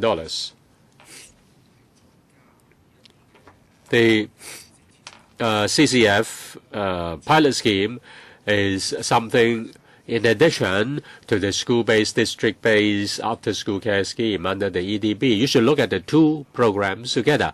You shouldn't just look at this program independently. I also know that there is a strong demand for school-based, district-based pilot after-school care scheme. Because of time constraint, we should end at 6:30. Mr. Tang has not spoken, and Mr. Leung and Ms. Wong want to speak for the second time. So I use my power and extend the meeting by a quarter of an hour. Mr. Tang, you have 4 minutes. Yes, Mr. Chairman, we were discussing 15-year free education next door. I believe that can be launched. But my concern is about the demand for whole-day schooling. 1/3 whole day and 2/3 half day. But if there are more places, parents will prefer whole-day schooling. For whole-day schooling, the take-up rate is more than 90%, and the half-day schooling take-up rate just 80%. The committee tends to support free half-day schooling. As for whole-day schooling, then they will draw a line somewhere so that the families who have the need may get a waiver. And there will be few students who are eligible.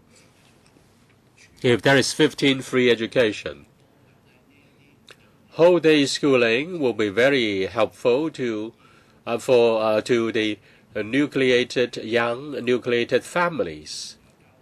The parents can then both parents can work. But if the EDB insists on just providing free half-day schooling, then will you provide assistance to the families so that they can send their children to whole-day schooling? Some families are not eligible for subsidy under whole-day schooling under the present scheme.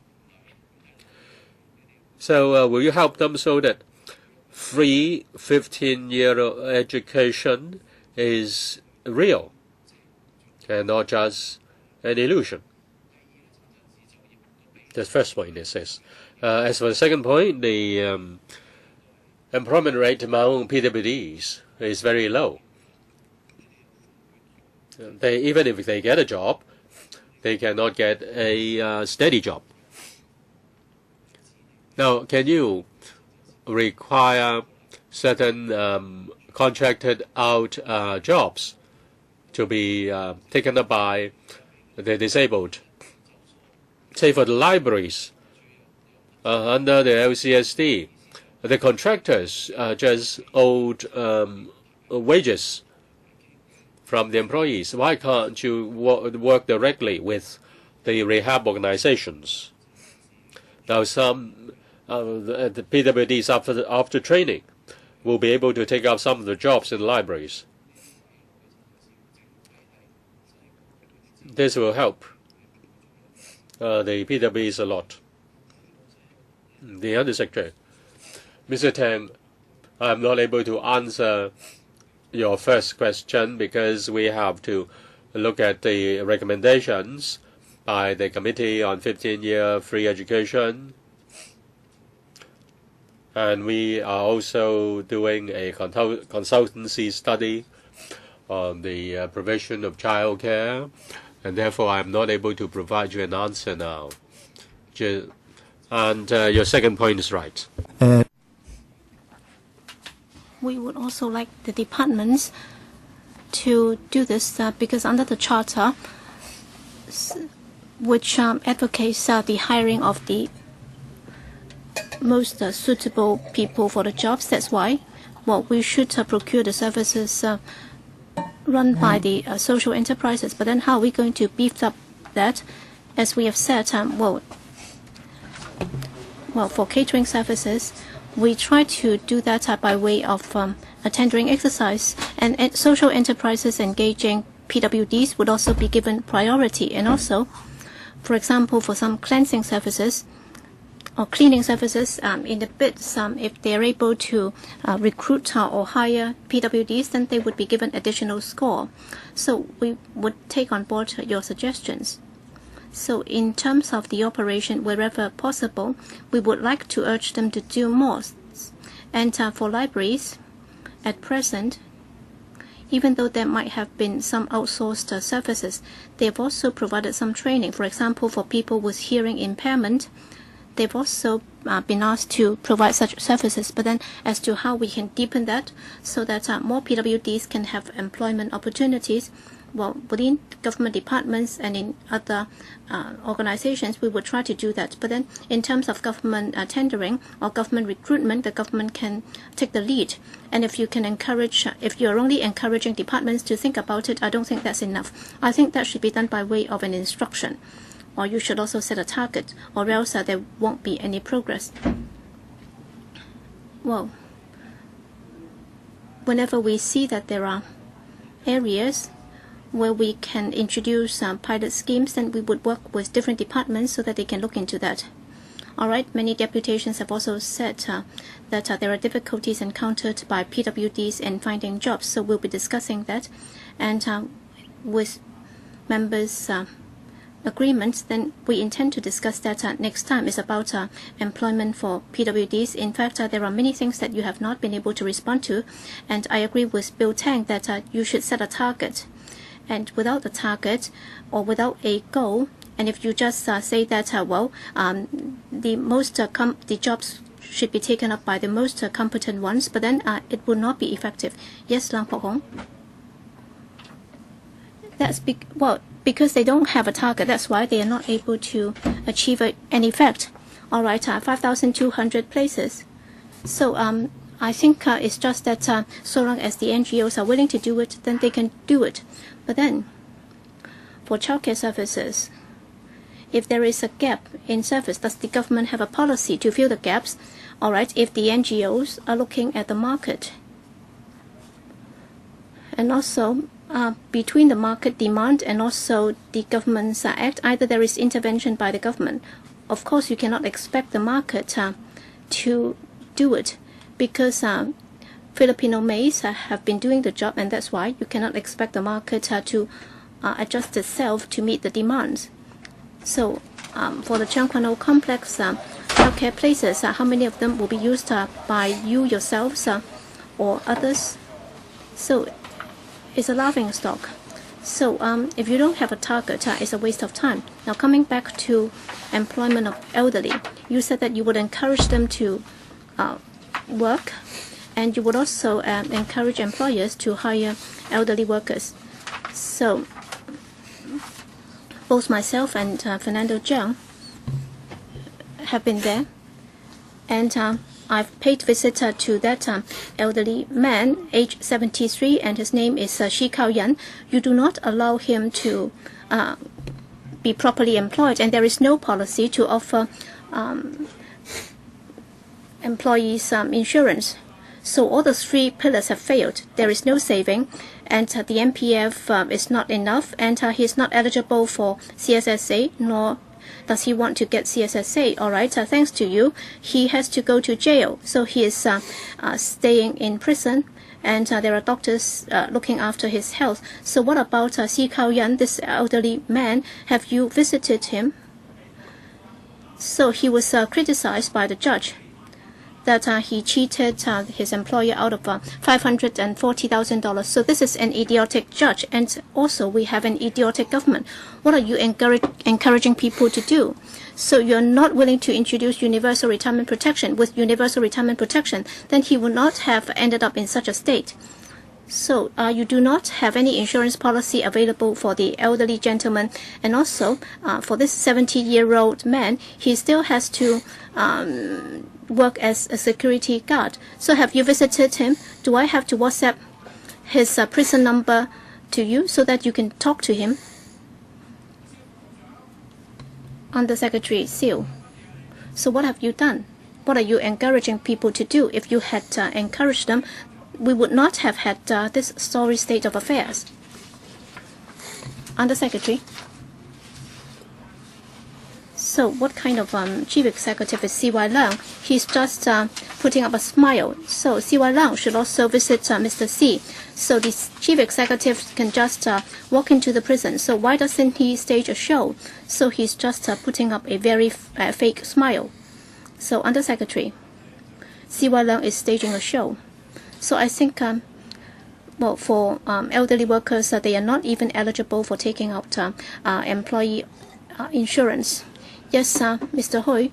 Well, in terms of employee insurance, well, the FSTB and the Labor Department are now approaching the trade to publicize this. In fact, all we need to do is to clarify it.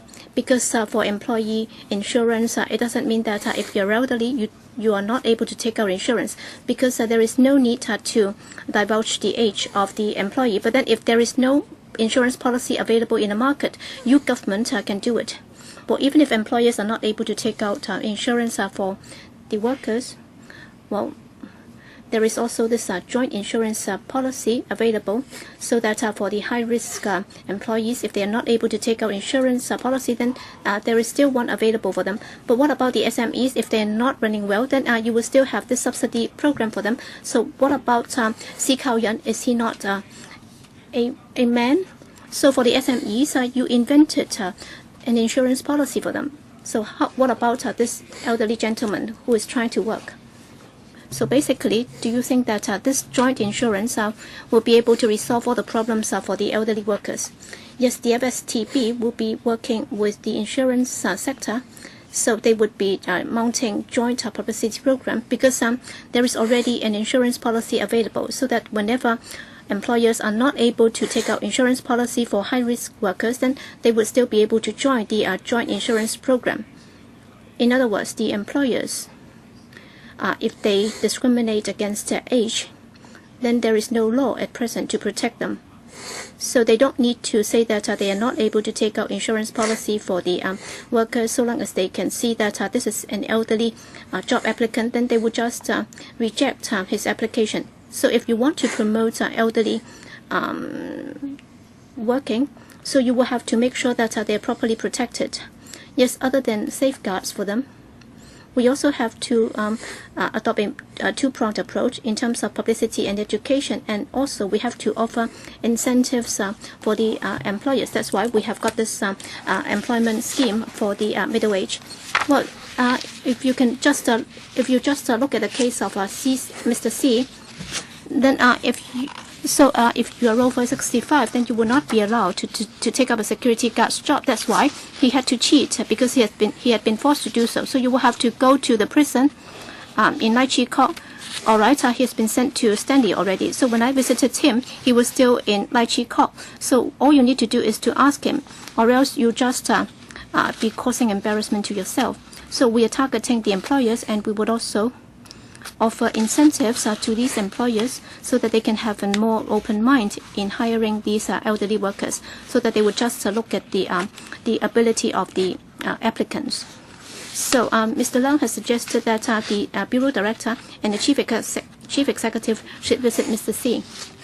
Helena Wong. Chairman, what we are discussing now is childcare services, and we'd like to unleash the women's manpower. So if you'd been to Scandinavia, we are late by 50 years, because starting from the 60s and 70s, they already began to discuss how they could encourage returning mothers, so that there can be equality in pay, and they've actually legislated on that, and Denmark has been the fastest one. So starting from 1964, they already legislated on childcare services, and then in Finland, Iceland, and Switzerland and Sweden, they also did that in 1973. So you also have to look into this. So should you introduce legislation so as to ensure that all families in Hong Kong, if they need childcare services, they have to be able to get it. So there must be a supply. This is a right to childcare. This is a very basic right. Or else, if you just ask them to give birth to more children, all right, under the population policy, you want them to give birth to more children. But then if there is no childcare service, you're actually shortchanging them. So you will have to give us a timetable as to when you can ensure that there is this performance pledge. And do you have to introduce legislation to tie in with that? And whoever is willing to give birth to children, then you don't have to worry, because once you have a child, there is definitely childcare service available. And also, money is important. Okay, if there are government-run services, of course, we'd like to see an increase in the quota. But then for privately run childcare services, can you consider that there can be some direct or indirect subsidy for these privately run childcare services or centers?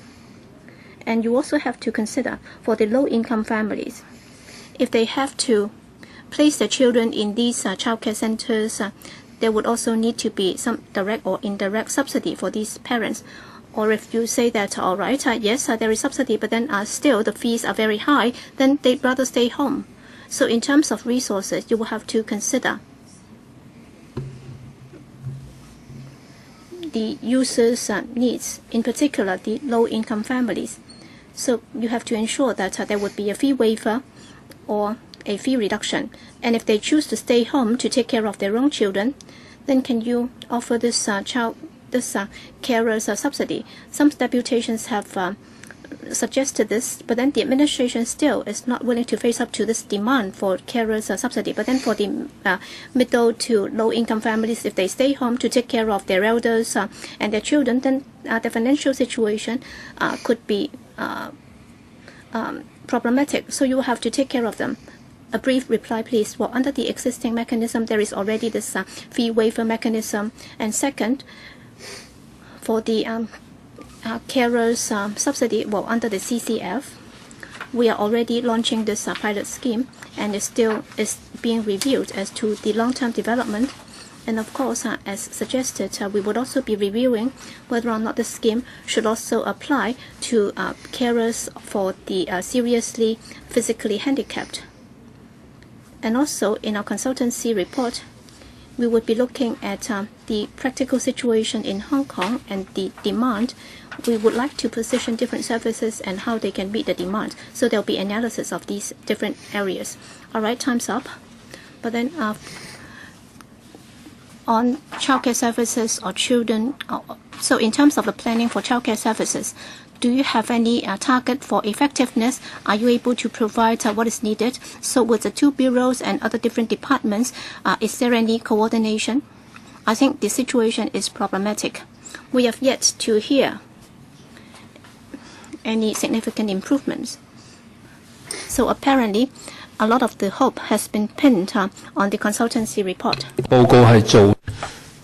What exactly is this consultancy report? What is the scope of the study? What's the timetable? Is there any public participation or engagement? We don't know. I heard from Mrs. Siu, the Undersecretary, that he will talk, the study will, of course, the consultants will talk to the stakeholders. But it's, when would that be done? They said that it will be done within 2015. I really don't know when you will complete the job. You need to be transparent as transparent as possible. Otherwise, we will be kept in the dark. I'm afraid that after you've made all the decisions and then you inform us, that will be too late. We need to revive this issue if we have further information. That is very important to the policy of helping the poor. That is also very important to the population policy. We're talking about unleashing labor force.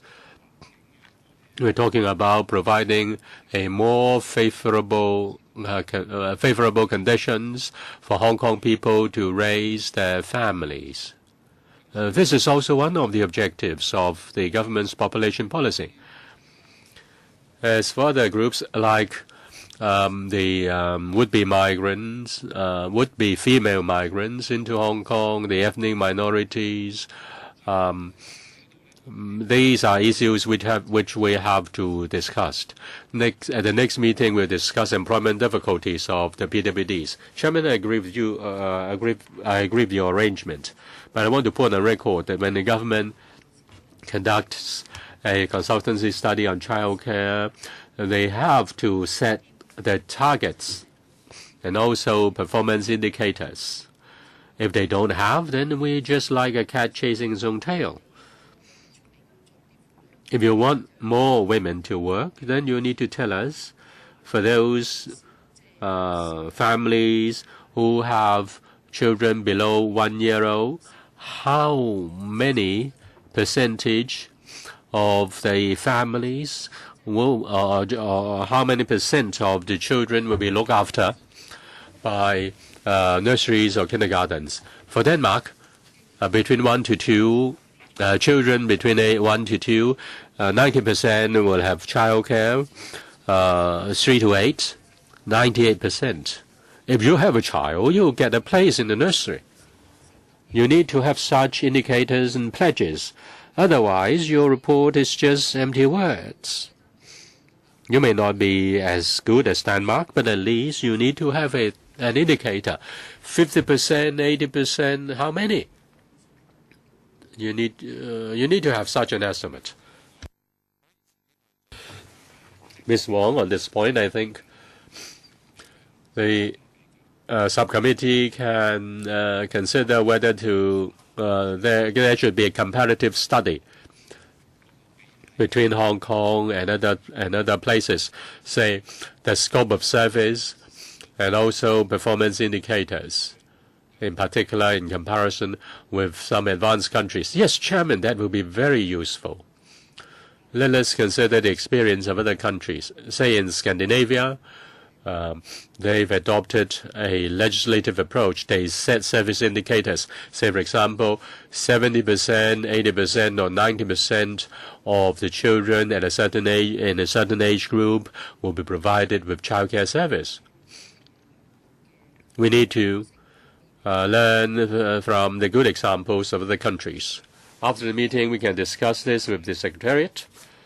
Let us look at their workload and see what they can do. All right, the meeting is now adjourned. Thank you very much. Date of next meeting is 19th of May, 10:45 a.m. Thank you.